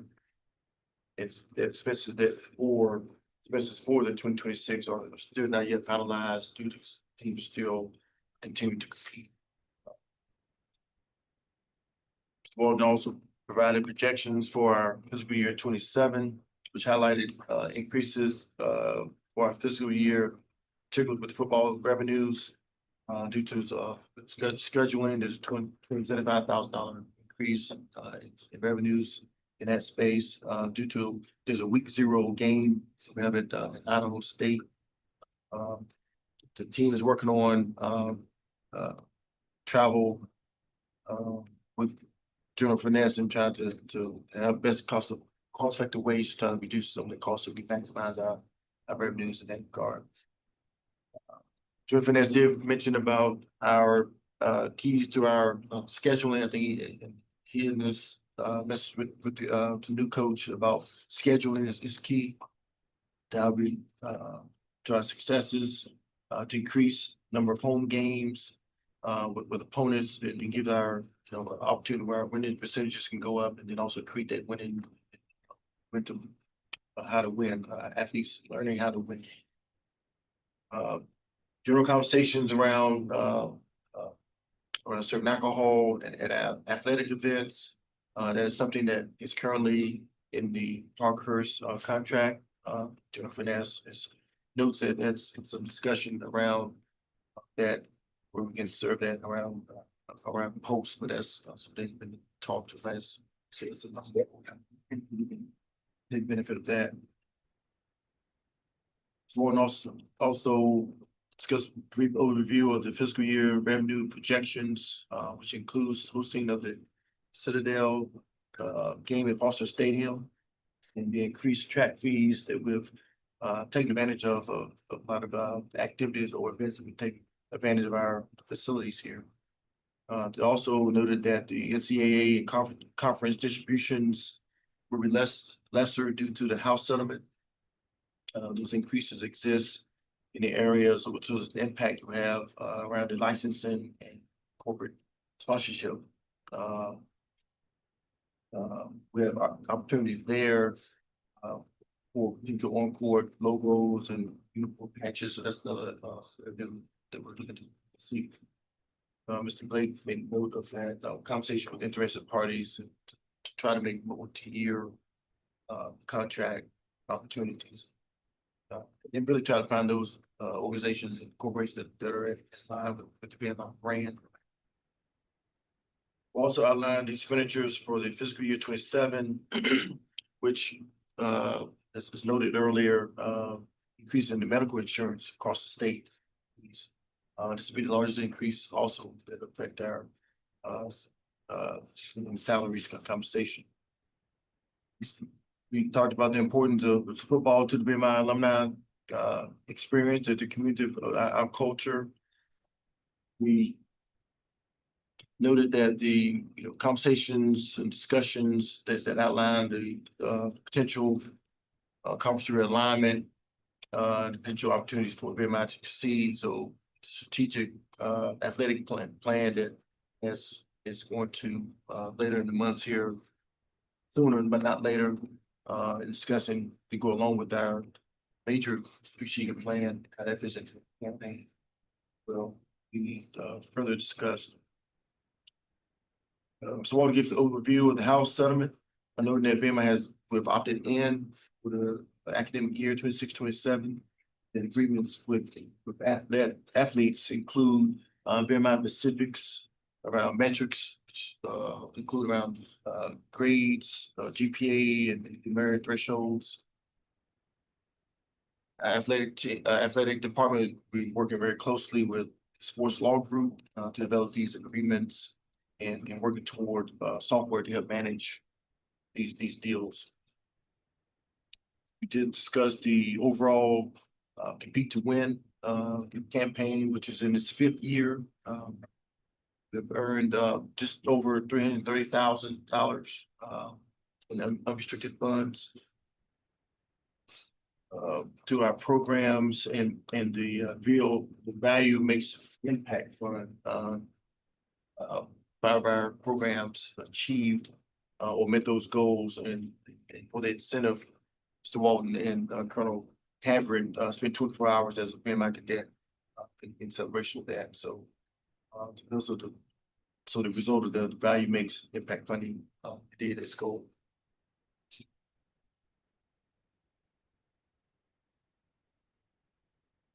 We did talk about our leadership and conduct amongst our athletes.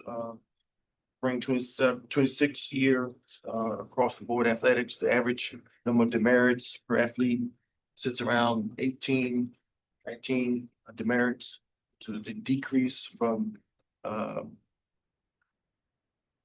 25, which was at a high of around 26 demerits. As noted, the athletic department averages are on par to what the core cadets averages are. We did mention that we have many of our athletes are in their leadership roles across the post. 42, we have Which athlete, rising second class, third class years, leadership positions. So their goal is as their input or their involvement in leadership roles, hope that message gets to our teams to and reduce our contact in our efforts. Mr. Walton and David Finesse mentioned about the symposium that's coming up that they have scheduled for June, September, for the head coaches and assistant coaches. Speakers will highlight the event, including breakout sessions, engaged dialogue around athletic programs. We have two outstanding guests to highlight. Urban Myers to be one. Then Hamilton, former coach at Florida State School, come visit. So as mentioned about also including our club team coaches to be involved as well. So to get the whole team, one team effort to be involved. And we spoke briefly on the new hires that are coming on board. Well, highlighted that. General also mentioned that some of those the prior experience in military bring in the emphasis of and coaches and encouraging more of our athletes from the team to go to the service. So that's an emphasis trying to create a service level attitude of our students on athletic. Any other questions or anything from the committee members they want to add? I just think, today, we had breakfast down at Crazy Hall and, luck of the draw, I sit down with I can't name names, but it was female cadet and she is a, academic stars, studies, international studies, French major. And I mean, and you could just feel the energy coming from this young lady and she's on soccer team. So I asked her the question that we're always talking about, where VMI should go, Division I athletics over there. And this is a reply. Almost half of the women at VMI come because they have the opportunity to play Division I athletics. It's what they've been working towards throughout high school. Personally, I would have never commissioned Navy had I played soccer at another school. But the opportunities at VMI have put my life on a path that I'm extremely grateful, proud of, and I know that I'm not the only one. So that if that doesn't sum up what happens over here in barracks and where we need to stay, I don't know what does. So let's just offer that. Role in athletics, president. Thank you, for that. You should Yeah, one other just comment. In the Corps and military affairs, we get updates from Corps leadership, and I had asked that maybe the S9 or we, maybe on a rotating basis, so one the cadet doesn't get with all of it, get a team captain involved. Because if we're trying to do everything we can to pull them together, we got the regimental XO, regimental commander, class president, honor corps president. I mean, we got them briefing. I think athletics needs to be represented there. So threw that out to them and they're going to follow up. I have a question about opt-in. Is this year 2? Is this, no, not for us, I mean for the for all of this year 2? Okay, and so maybe we just don't know the answer to this. Has anybody, nobody who opted in year 1 came back out in year 2, and we are not hearing that anybody who's opted in now is gonna come out. It's by year, right? No, we have heard that. So July 1 of 2025 was the first, so we're still in year 1. Yeah. We decided to opt in December. Right. So we really won't have that data go through this following July. But we'll see if that happens. Yeah, I just curious. I mean, my assumption is that a decision to opt in ends up being a multi-year decision just to see how it's working. That's all right.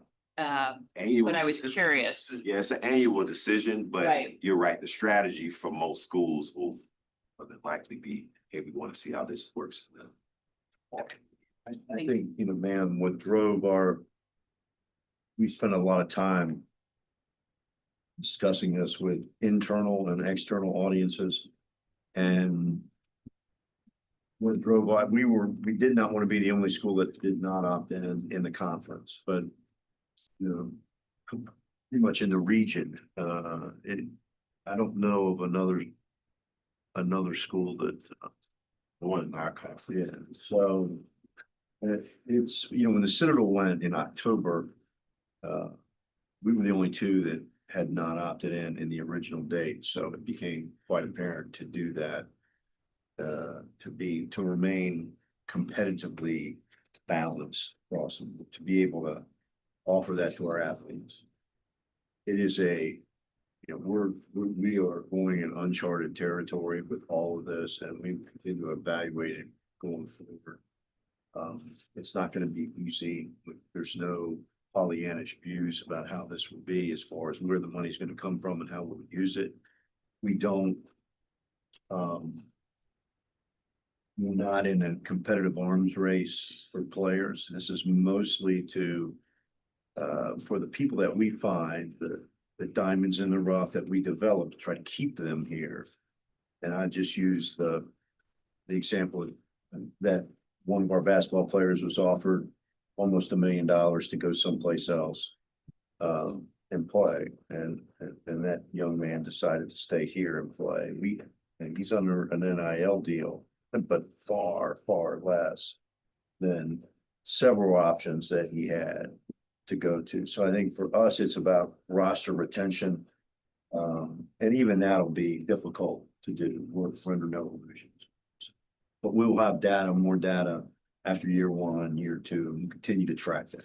Right. And I just remember in some of the early days discussions, there really is some infrastructure and work that is being put into implementing this. So just again, practically speaking, I would assume the expectation is we're giving this a try ultimately for multiple years. That's what other people.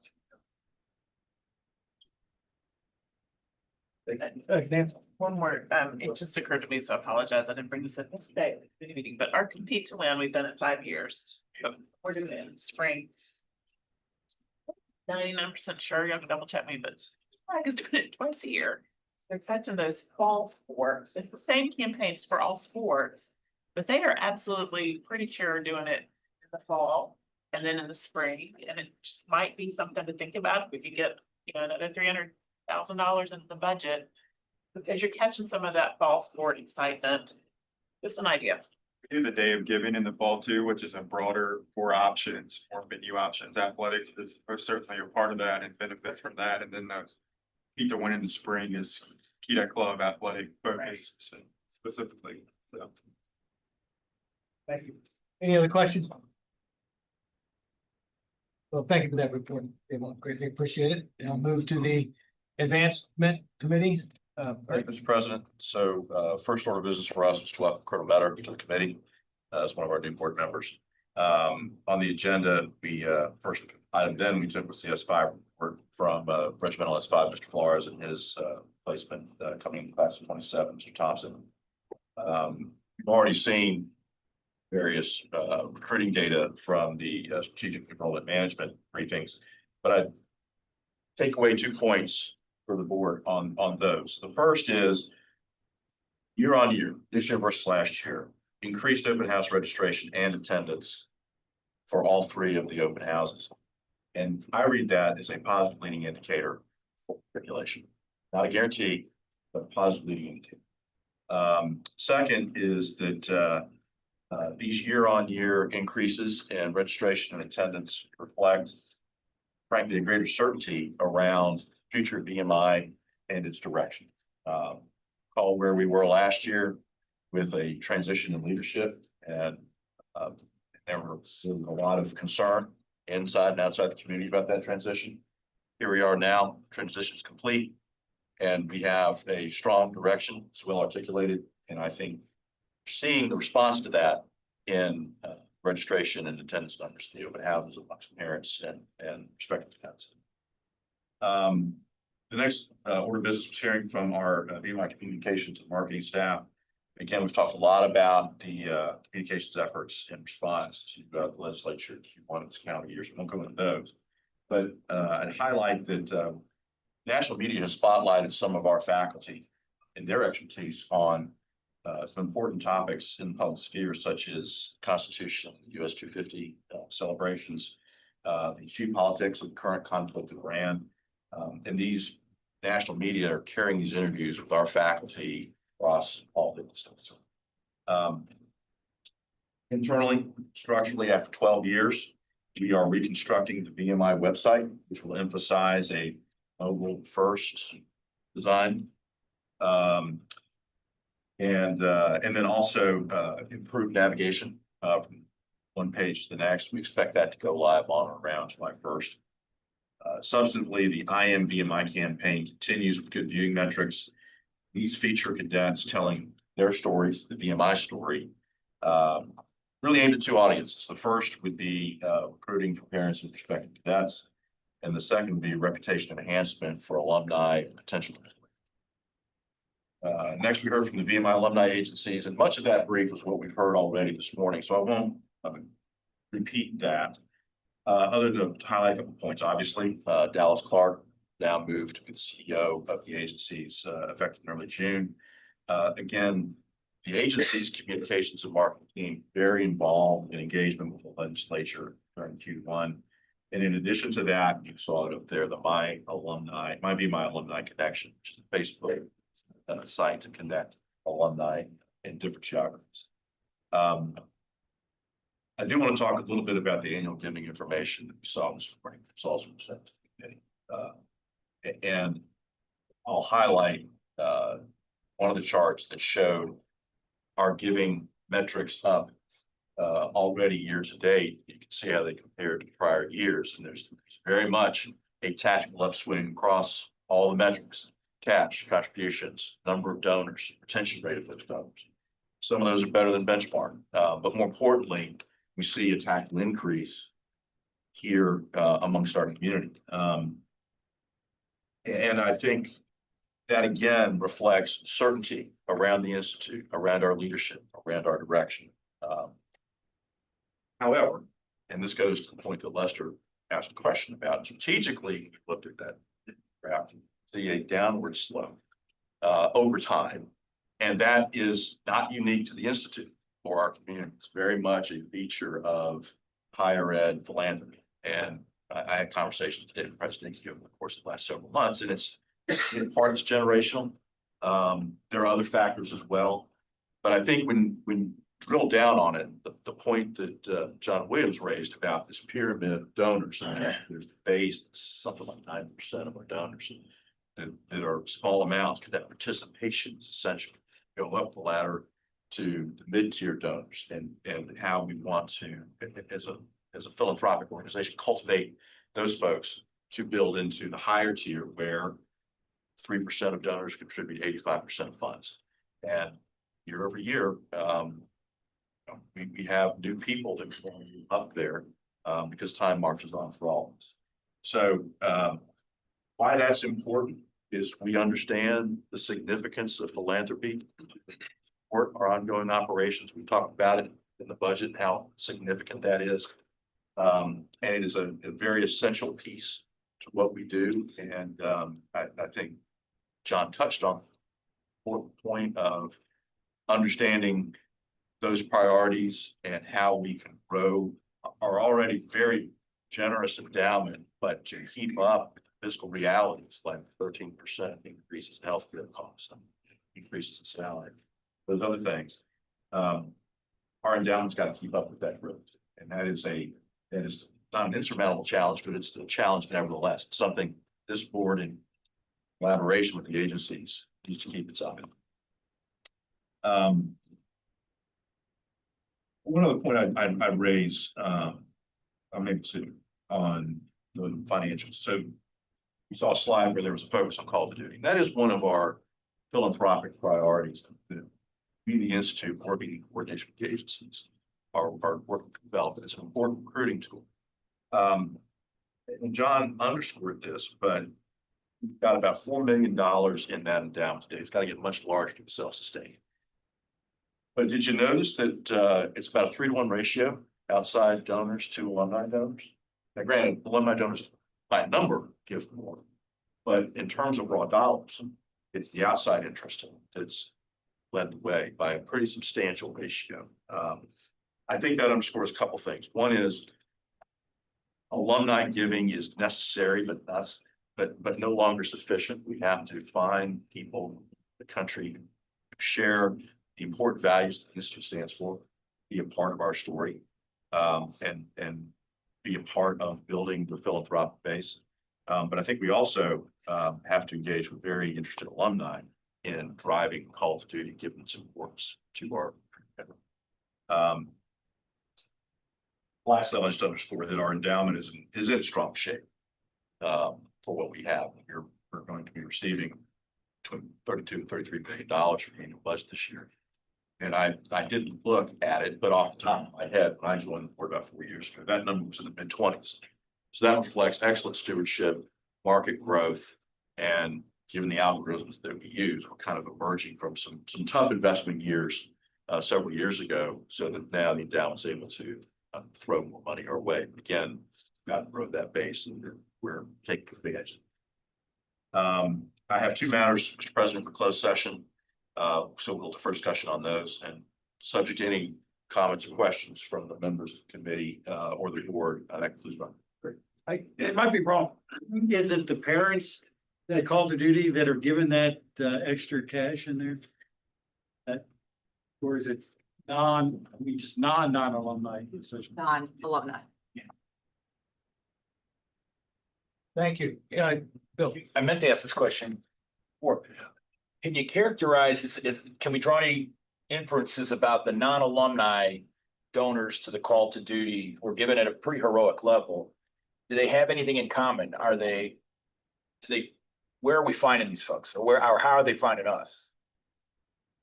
I would say the two larger donations had affiliations with the institute, but were not alone. Thank you. Anything else? Any other questions? Thank you. I want to piggyback on something that General Fournette said yesterday as far as the change in demographics of our cadets, how important that is. Just speaking as a Black one,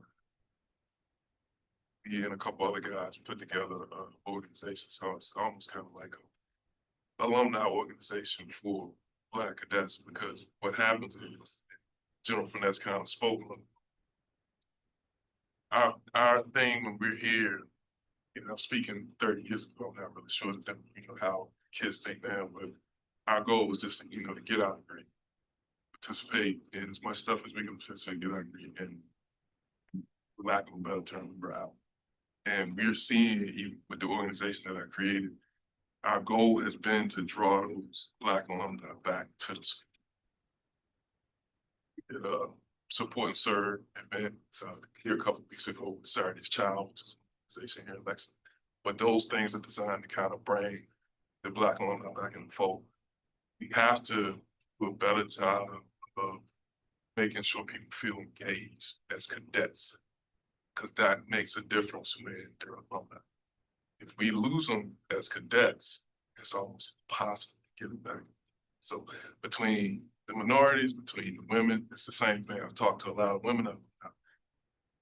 Again, a lot of them had bad experiences here. They got their degree, they're proud of their degree, but they don't feel the need to re-engage once they collapse. Again, it's just a thought. I'm open to any ideas possible that will do that, both while they're here, but also, anything we can do to bring alumni back into the greater family and make it more inclusive alumni. How extensive, is there a formalized mentor program out of the alumni agencies to current cadets?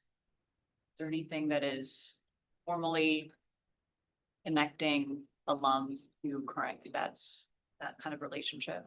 We have several, Brandon Bissell from the Alumni Association. We have several engagements, touch points throughout a given year that support the entire core, largely through networking piece, just to develop relationships with alumni to cadets, hopefully cultivate that.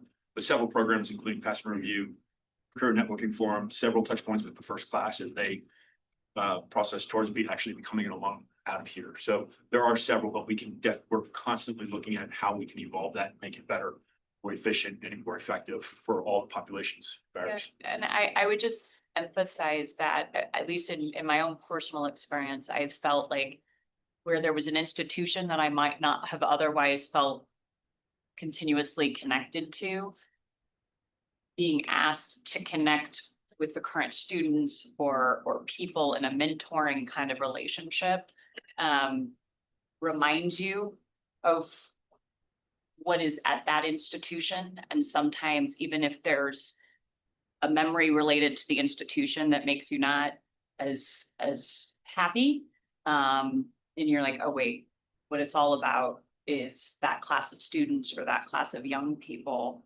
And I think that can be a gateway to the giving stream as well.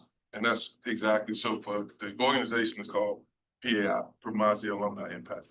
And to your point, Kate, one of the things that we've just talked about recently is doing more mentorship with the cadets that keep, because like I said, we realized that it's been a hard sell to get some of the older guys to re-engage. So we decided to kind of go to the source and start to develop relationships and connections with the kids while they're here. And like I said, it's easier at that point to kind of make sure they kind of stay connected and not drift away. So the mentorship thing is huge across the board on every level. We have an event this weekend on 2 May. For our female alumni. Many of them are coming back for this event, and it's also a connective event to the females that are in the Corps today. Because what you see is, especially with the 01 to 7, 8, 9 classes, the first classes of women that graduate from here, it was not a easy place to graduate from, and some of their memories aren't the best, and so they have stayed away. And so this is an idea, this is their idea to come back, try to change that dynamic, and so we're supporting it. Wish I could be there, but I have a graduation in my family that I have to go to. I won't, but Dallas will be there, so we'll full-throated support from the Institute this weekend for them, and hopefully it'll be the first of many that we, but I agree. Now this is anecdotal evidence. It's not scientific. I've had coffee kneecap to kneecap with every first classman this year, one time. And so one of the questions I always ask is, especially for non-commissioning cadets. Commissioning cadets is like what branch, where you're going, that kind of, but if you're not commissioning, what are you doing after graduation? Because I think we owe parents who have invested so mightily in this place, like to launch their children into a profession. And so, when they're, I'm getting a job at an engineering firm in Charlotte, how'd you get that job? And it's 99% of the time, it's through those services the alumni agency provided. They met somebody at an event that was hosted here. The network is working. And that's the question I ask them. We sell that as a benefit of attendance.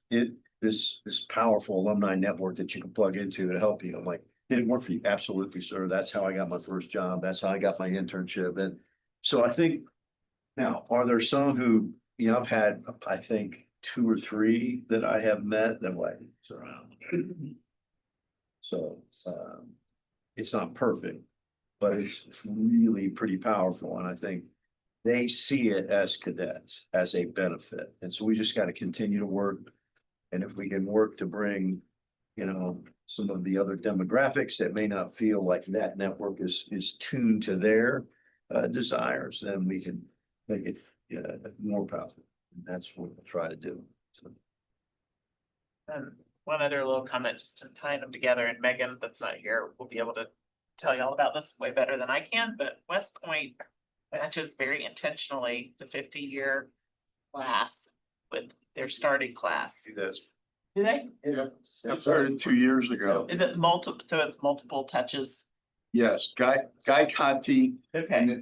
from class 75, linked up with 25. He's been trying to do it for several years, but they finally got a little bit of traction in 25.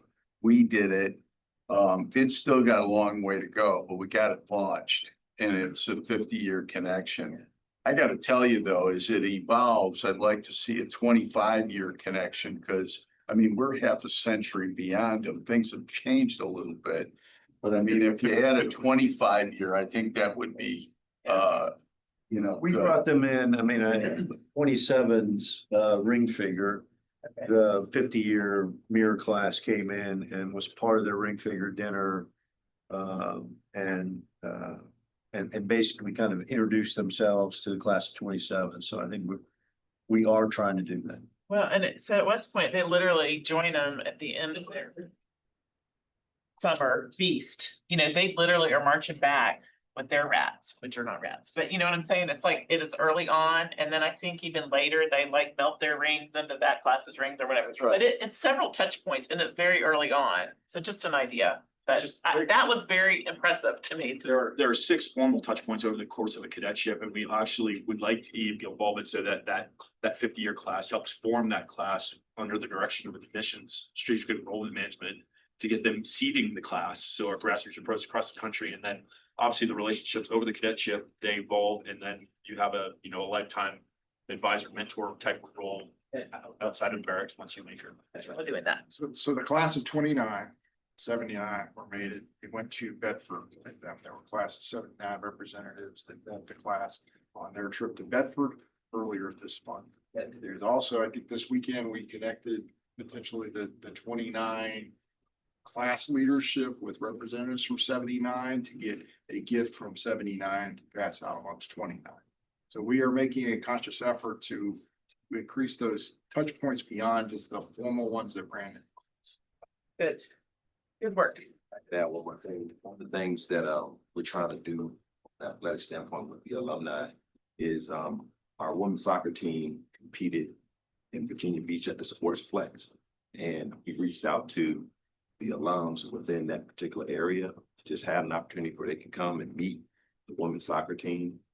We actually had a couple of young ladies, former alums, former soccer alums that are really excited about getting engaged because of coach reaching out, just having that opportunity. So I definitely think there's some smaller touch points like that to where when we know we're going to a specific area, we just touched on the alumni website that we have, really being strategic with utilizing some of those events that we have to really have those connections, because most of the time the alum want to support, but if they know that the teams are coming in or if we have an event, that maximizes opportunities.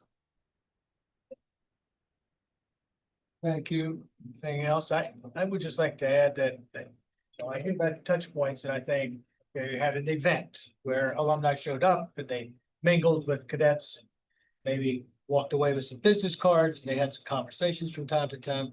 But I think that, to me, the most important thing or most important aspect of that type of event is really what Lester was, I think, getting towards, was the constant mentoring, the staying in contact between an alum and a cadet, not just passing at a particular event, but establishing the mentoring relationship. And that, I think, is particularly critical for our minority and female cadets. And we have to do that. So I'm totally in favor of that.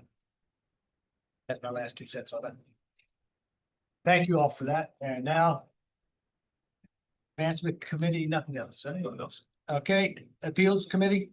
Thank you, Mr. President. So the Appeals Committee met with the outgoing president and Honor Education Vice President of the Honor Corps.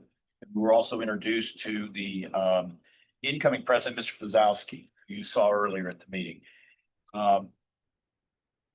After approving the minutes and sort of housekeeping matters, we went into a review of the appeals process under General Order 6. Colonel Timmies just wanted to make sure that we all had sort of a standard baseline of understanding of how the appeals process works and what the grounds for appeals were under General Order 6. He also apprised us that he's engaged in the periodic updating of the standard operating procedure prior honor court system and how trials are conducted, and that's going to be given to the superintendent for approval sometime, I think this summer, before our next meeting. In the course of the introduction of the new honor court officers, you get a real appreciation for just the level of commitment between learning about how the appeals process works, learning about how a trial is conducted. This is really a Herculean level of commitment on the part of the individual members of the honor court, and it's done largely behind the scenes. It's not on the fields of glory. It's not in front of the rest of the corps. It's behind the scenes. It's off hours. Mr. Pazowski is a double major in physics and math. And apparently he's not busy enough, right? Because he's also taken on this task of being the next honor corps president. So you really get an appreciation, not just for the level of commitment from the cadets on the court, but Colonel Timmy's, his staff, the superintendent's representative. They've got day jobs. They're all full-time professors, you know, and above and beyond that, he's taken this on as a collateral duty. And so we're really blessed, fortunate to have, you know, the staff that the superintendent shares with us for this purpose and are there to assist the cadets in running what is effectively a cadet initiative. The honor system is of buy-in for the cadets. I think the reason it's successful, I think most of us would agree, it's unique. It's also uniquely successful in establishing a community of trust within the barracks, within the corps, and with the alumni that benefits everyone that comes through these gates for their entire life. But it's of buy-in for the cadets. And so the assistance that they get from this rep and his staff is tremendously helpful at raising the level of professionalism, raising the level of due process. We got an overview from Colonel Timmy's, and it's pretty interesting. In this academic year, which started in August of 2025, they dealt with 15 cases to date. There were 6 trials. I found it very interesting. 4 of those trials resulted in guilty verdicts. 2 of them resulted in not guilty verdicts, right? And when I was a cadet here and Mr. Northam was the honor corps president, because of the concern about preserving someone's reputation and not stigmatizing them, most of what was done by the honor corps, unless you were involved with the honor corps, unless you were a representative of the honor corps, it was invisible to you, right? The only time you ever saw action by the honor corps was when someone was drummed out. You never saw when someone was acquitted, when someone's case was dismissed, for various reasons. So it was really surprising to me to look behind the numbers and see it. 6 trials out of the 15 cases, 4 were resulted in guilty verdicts, 2 resulted in not guilty verdicts. 2 of the cases, the cadet admitted guilt following a pretrial hearing and left. 2 of the cases, the cadets failed to appear for trial, were deemed guilty and left. 1 of the cases resulted in an appeal, but the Board of Visitors Appeals Committee did not grant the appeal because based on the trial record and the evidence in the record, there were not sufficient grounds to grant an appeal. Right? These are the really interesting statistics right here, in my opinion. 1 case was dismissed by General Furness following a defense motion to dismiss, and that defense motion to dismiss was concurred upon by the prosecution. So they determined that there was a misunderstanding and that this was not an honor trial that should go forward. 1 case was dismissed by the general following a defense motion to dismiss. 1 case was dismissed by the general for adjudication by the commandant's office on his determination that it would be more appropriately handled through the commandant's process. The last one was really interesting. 1 case was dismissed by General Furness following a motion to dismiss from the honor corps president, which was concurred upon by the prosecution. It wasn't the result of a motion to dismiss by the defense. So for me as an attorney looking at this, it just reinforced my initial impression that I got in our meeting in January, the robust level of due process afforded cadets who are accused of an honor violation and how scrupulous the honor court itself is about ensuring that there's due process and that the process is fair and that they get an opportunity to be heard and an opportunity to mount a defense. To the point where there's even an honor court member who is his sole job description, his sole bailiwick is to be a liaison to the defense team and to help them shepherd them through the process of trying to defend their case. So I was very impressed by it. Welcome to the board. We're blessed with a lot of talent on that board, in addition to a former honor court president, Mr. Northam, right? We welcome Mr. Williamson to the committee, and Mr. Williamson's reputation in the Richmond and Henrico bar is stellar. But in addition to that, he's actually represented several cadets in front of the honor court in recent years. And so he brings a really great perspective as an attorney who is very experienced. He brings his wisdom to the committee, and I think he'll be a great resource for Colonel Timmies as he's reviewing the update to the standard operating procedures, and he can afford his insight and some of his recommendations as he sees fit. Finally, we discussed a couple of matters during the other business, and one issue kind of came up, and we had a very good conversation, and it's probably to be continued regarding the process today for a drum out.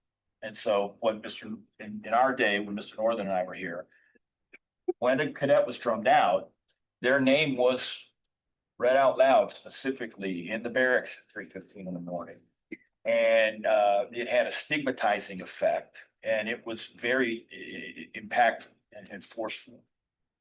We had a discussion that practice has not been the case for some time, based on recommendation of counsel, that it might run us afoul of FERPA, the federal education privacy laws. We sort of canvassed the cadets that were there, what they thought about reinstituting it. They were very enthusiastic about it. They believe it would have a deterrent effect. And Colonel Timmy shared with us several examples of how problems have been created previously by the fact that when someone is actually dismissed from VMI, the Corps is not given notice that they were dismissed. And sometimes they just disappear and they go away and you never see them again. But oftentimes they hang around and come back or show up. And it's caused some problems for other cadets who've had consequences because they had no idea that this individual had been thrown out of VMI for violating our community of trust.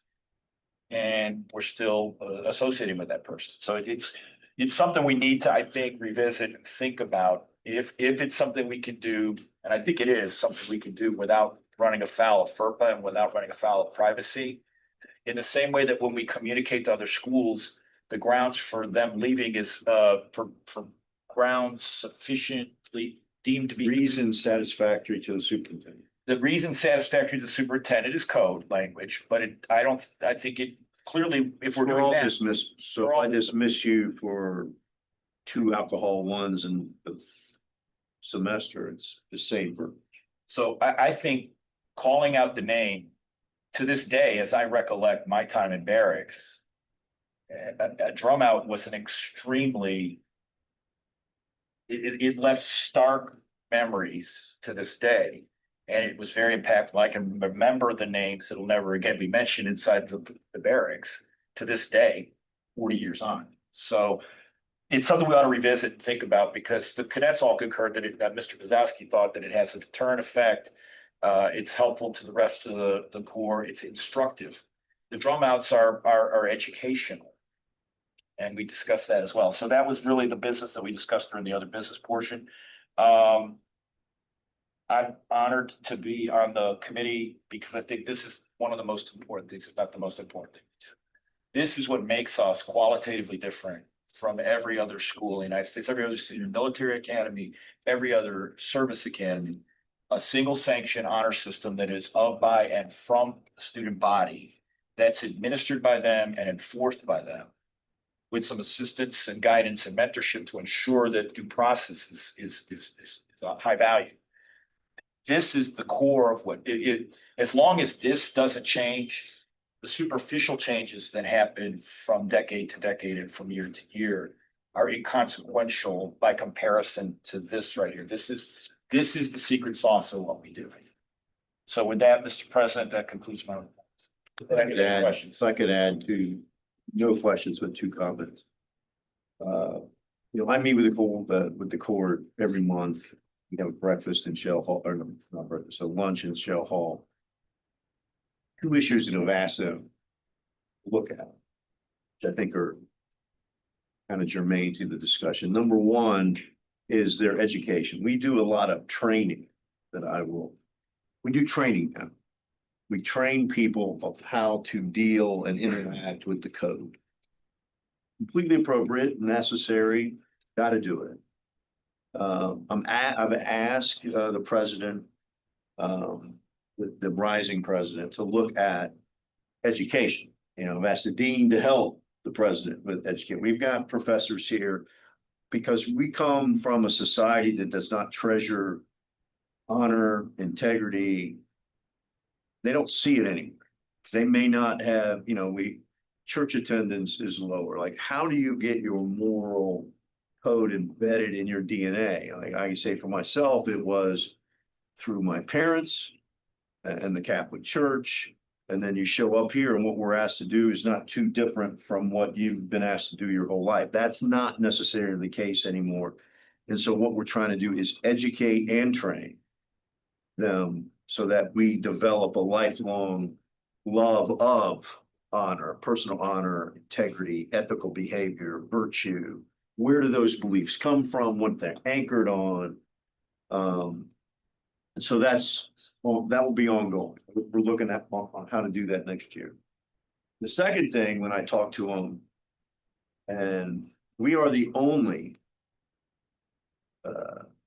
college that has a single sanction code in the United States. And so now, put every other liberal arts thing on the, but no federal service academy has a single sanction code. No other senior military college has a single sanction code. Okay.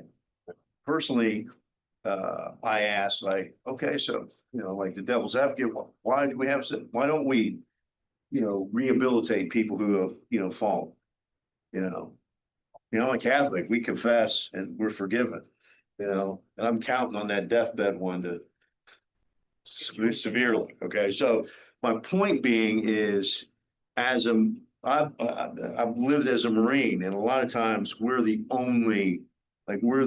last organization to do X. So you're on an island.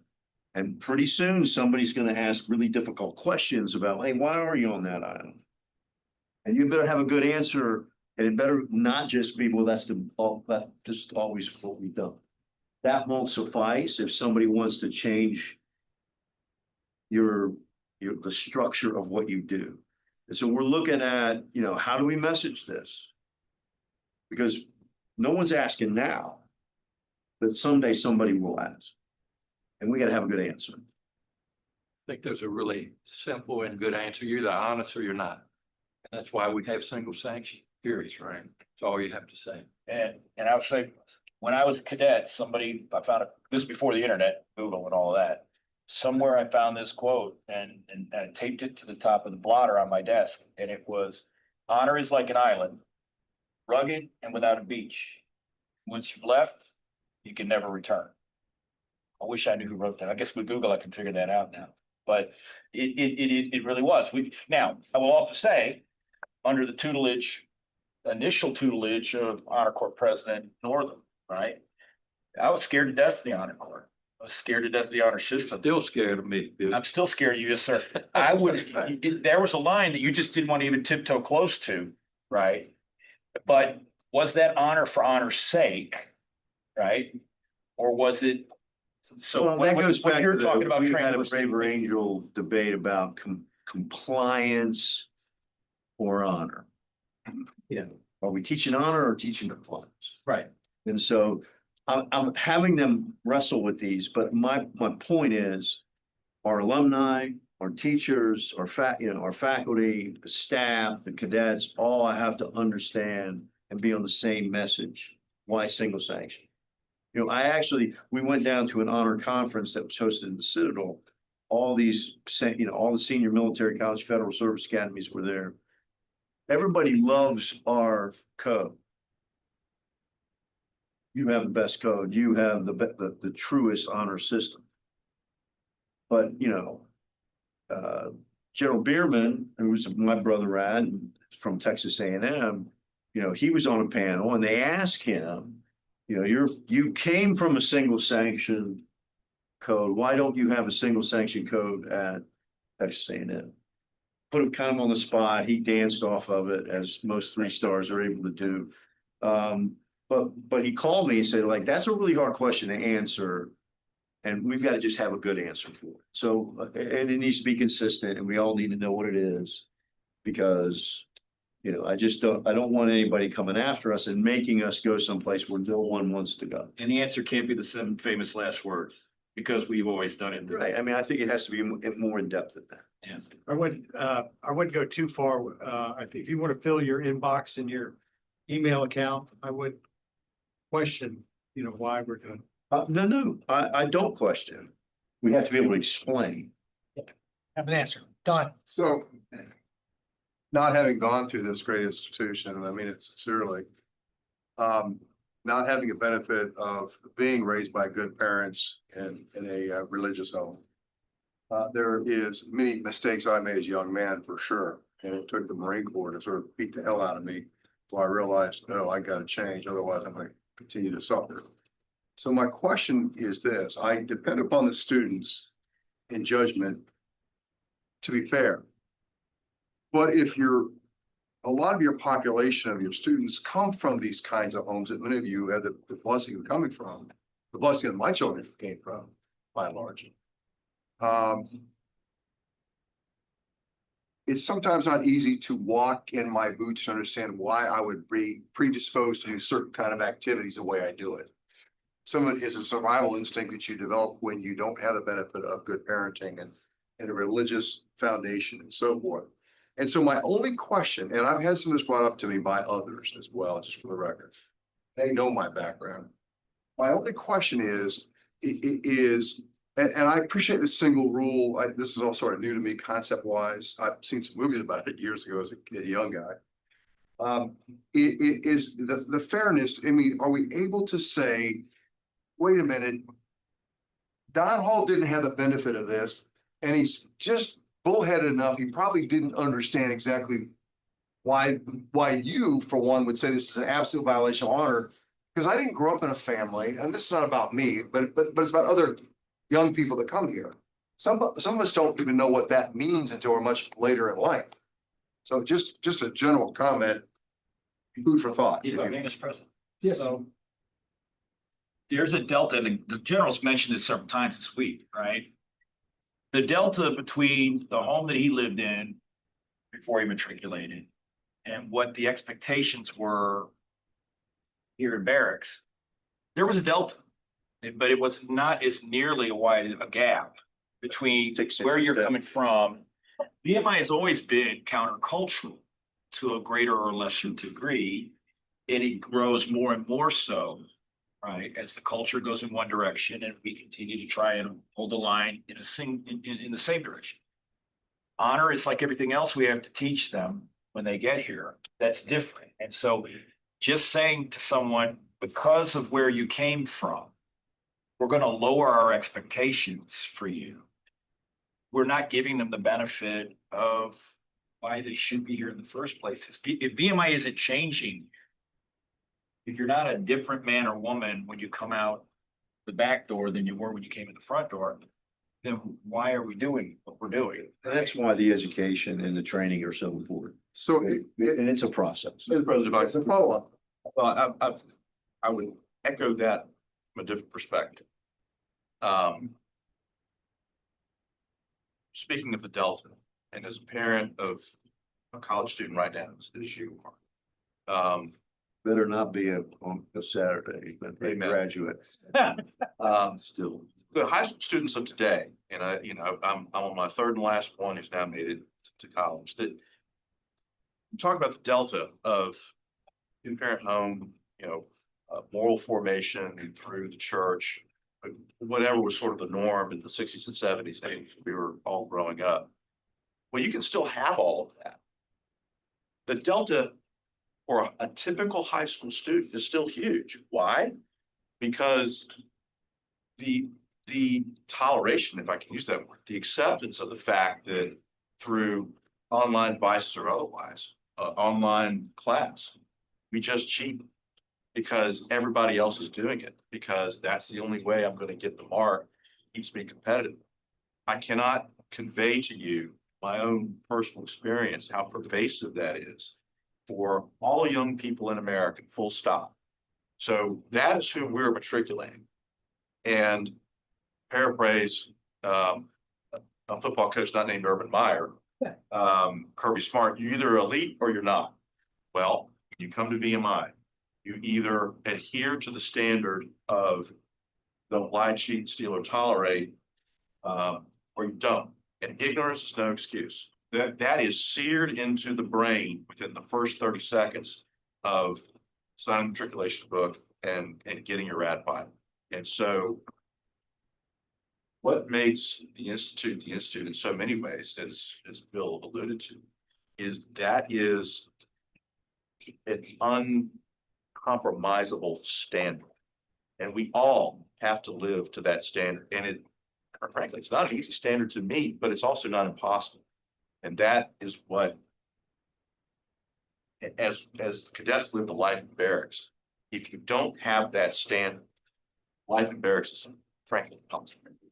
So I think, Chair, you're exactly right. We're not questioning it. We have to be able to articulate it. I think a couple of us around this table had the opportunity to do that, but that is the essence of what we're talking about. I'm sorry, Don, I cut you off. Go ahead. Well, just one final comment is that I respect this system greatly. Don't misunderstand.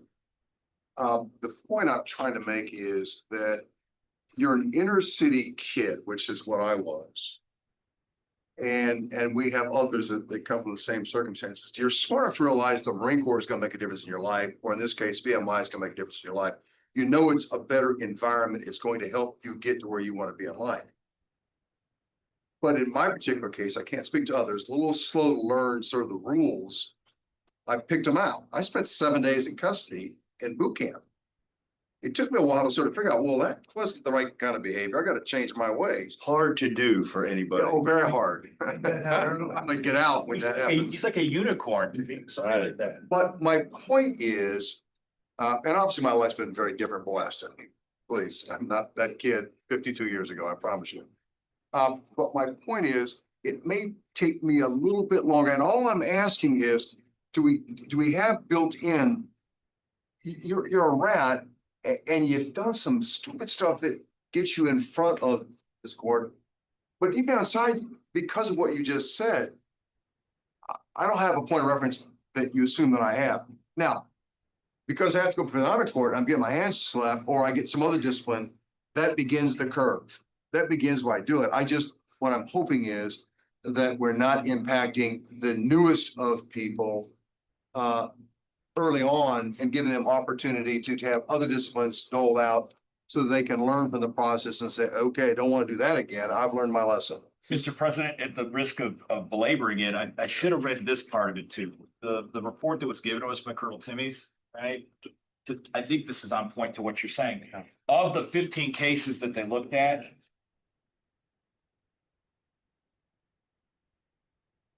only 4 of them were new cadets, either rats or fourth classes. 3 of them were first classmen. They've been here for 4 years. That's different. I right? get that. So you know, if you look at it, the overwhelming majority of the 15 cases that they looked at were students that had already been here for 3 years, at least a year. They weren't first year cadets. They weren't rats. They weren't fourth classmen. So it begins, I think that's on point to your point, which is this isn't a learning curve issue for most of these 15.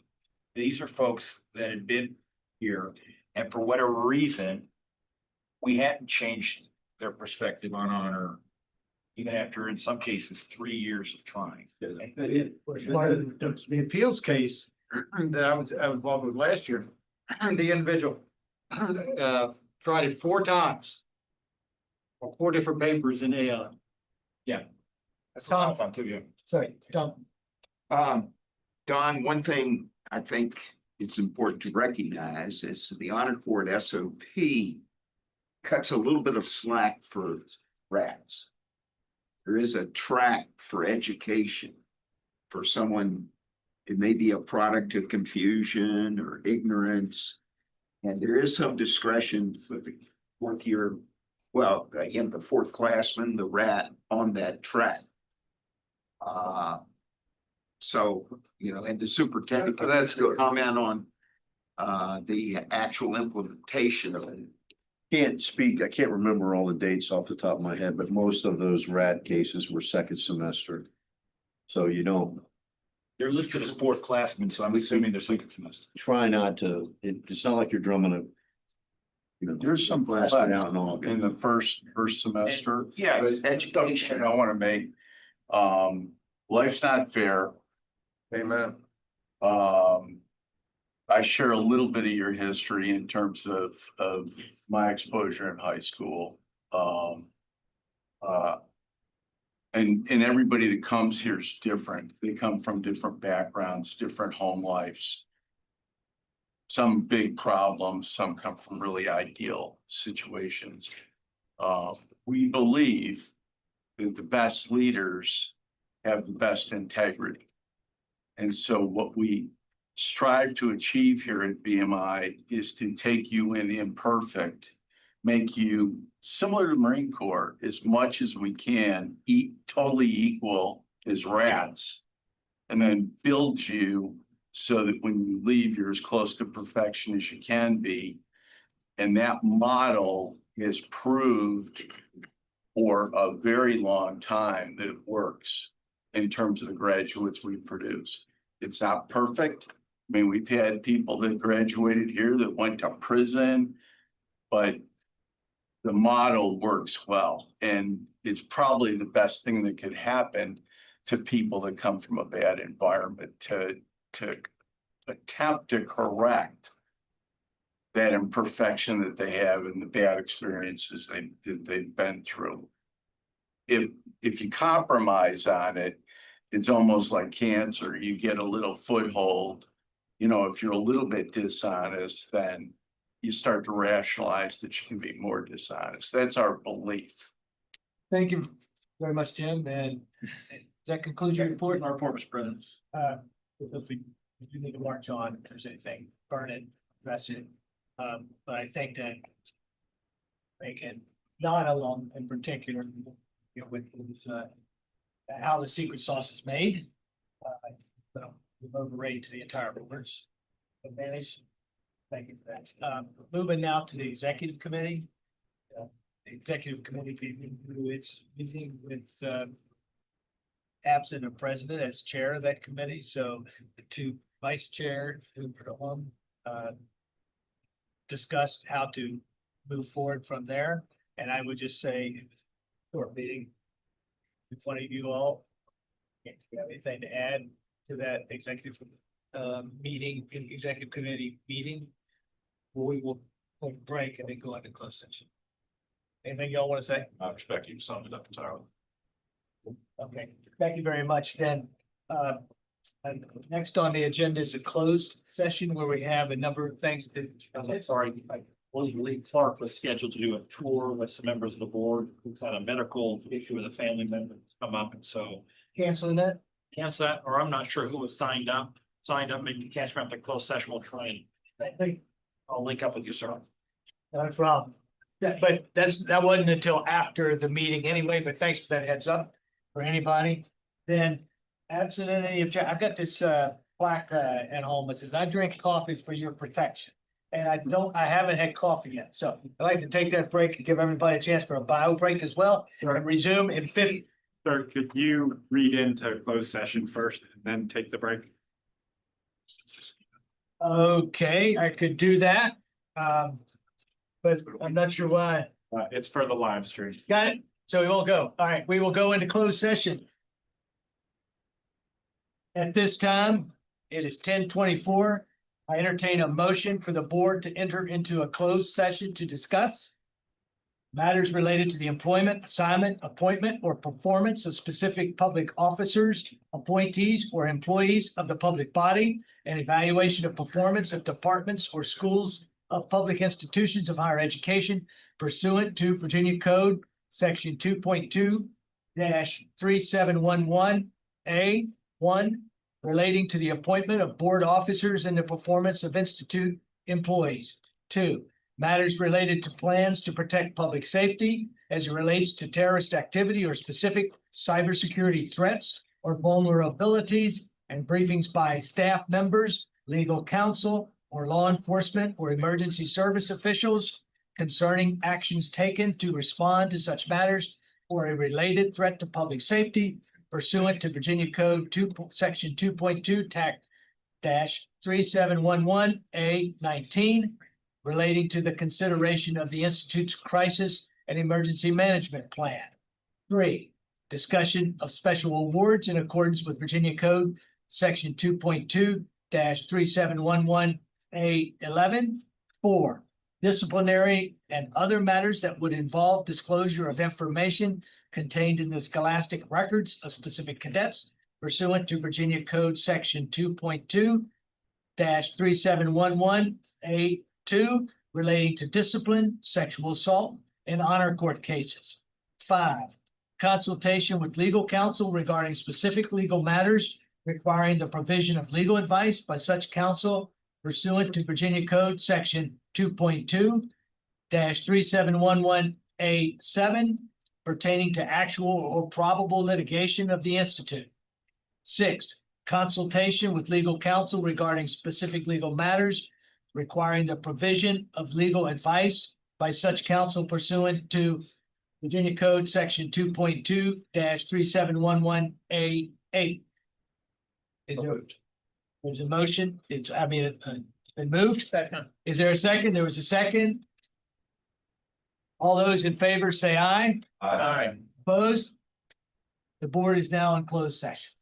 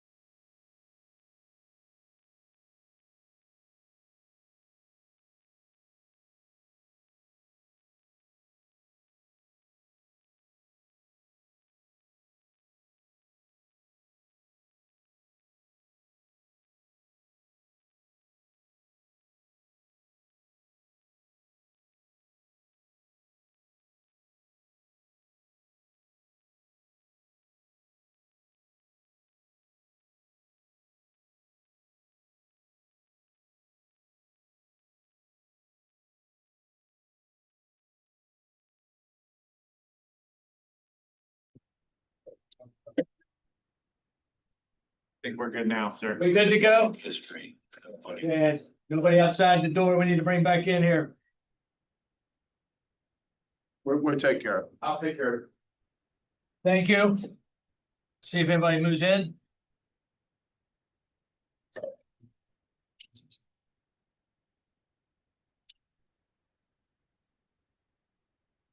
President. Make sure clear process that was calculated. Oh, I haven't told them. Then we commence. All right. Good deal. I ask for a motion to enter open session. So moved. Is there a second? All those in favor say aye. Aye. All opposed? Closed session has ended and the board is now in open session. It is now 13:03. During its closed meeting, the board discussed only public business matters lawfully exempted from open meeting requirements under the Virginia Freedom of Information Act, and only those public business matters identified in the motion convening the board in closed session. I ask for a motion to certify the closed session. So moved. Is there a second? Thank you. All those in favor say aye. Aye. All opposed? I ask the secretary to call the roll. Mr. Edgar. Aye. Mr. Hall. Here. Colonel Wayman. Aye. Olga Janice. Aye. Mr. Johnson. Colonel Jostra. Aye. Colonel McKnight. Aye. Edward. Aye. Mr. Northam. Aye. Mrs. Phillips. Aye. Dodd. Aye. Mr. Williams. Aye. Williamson. Aye. Certified, sir. Colonel Dick. Aye. Thank you. Paul's an aye, I'm sorry. I move that Mr. Hall be recorded as an aye. As an aye, yes. We catch that? Yes, sir. Got it. Closed session is certified. Okay, we're now back in open session. First thing is what we're doing in this open session portion of the meeting is to approve the crisis and emergency plan. So moved. Second. Second. All those in favor say aye. Aye. Opposed? Motion carries. The crisis and emergency plan is approved.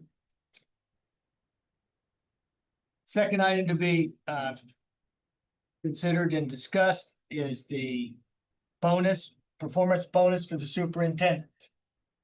It is, do I have a motion to approve a bonus for the superintendent's performance during the past 8 months? So moved. Second. Okay, Amend the motion is to specify the amount of $60,000. so the motion I have before me is that as a result of Lieutenant General Furness's, sorry, sir, strong performance on behalf of the Institute during the 2025-2026 academic year, the Board of Visitors approves a performance bonus in the amount of $60,000 discussed during the closed session. I want to have that understood that represents a review of the 8 months that the superintendent has been in office, and thus is the performance measured and rewarded by this bonus. Okay, is that clear? Any questions on that? I'll entertain a motion to approve the bonus in the amount of $60,000 for meeting those, exceeding those performance standards. So moved. Your second, Second. all in favor? Aye. Opposed? Motion carries. Sir, thank you very much. Last thing is No, I was just scratching my oh, ear. sorry, I thought I saw a hand, I could. Maybe yes. Good thing you weren't at it. Is Dallas Clark here? He had a meeting that. So. Okay, I was just going to ask Dallas Clark one more time that we passed a resolution recognizing last night at dinner to thank him one more time for his efforts and to remind him that he ain't out of here until June anyway, right? We're gonna get our money's worth out of him. That is a resource that has been tremendously valuable to this institute, as everyone knows. And I just wanted to take that opportunity to recognize him one more time. So on this being at this time, I'll do that. Anyone have anything else they want to? Officers. Yes, that's a good idea. So.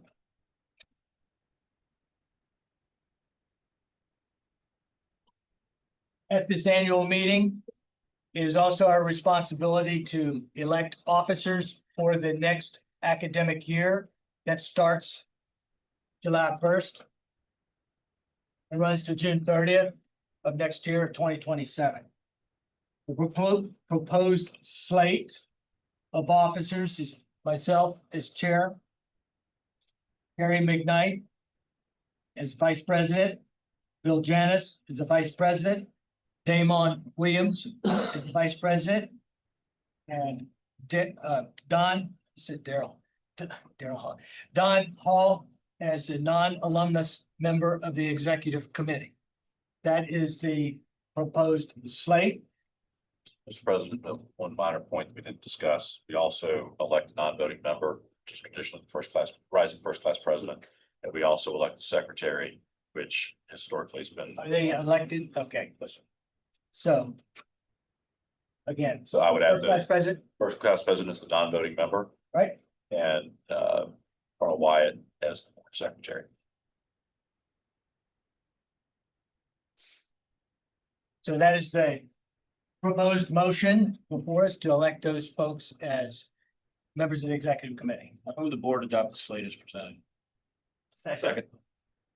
All in favor? Aye. Opposed? Motion carries. That is your slate. Thank you all for your support. You honor me and I have a daggone thing I can't make. Any other business for this board? Board will entertain a motion to. Second. Moved, seconded, all in favor? Aye. Opposed? This meeting is adjourned. Thank you. That was the quickest motion.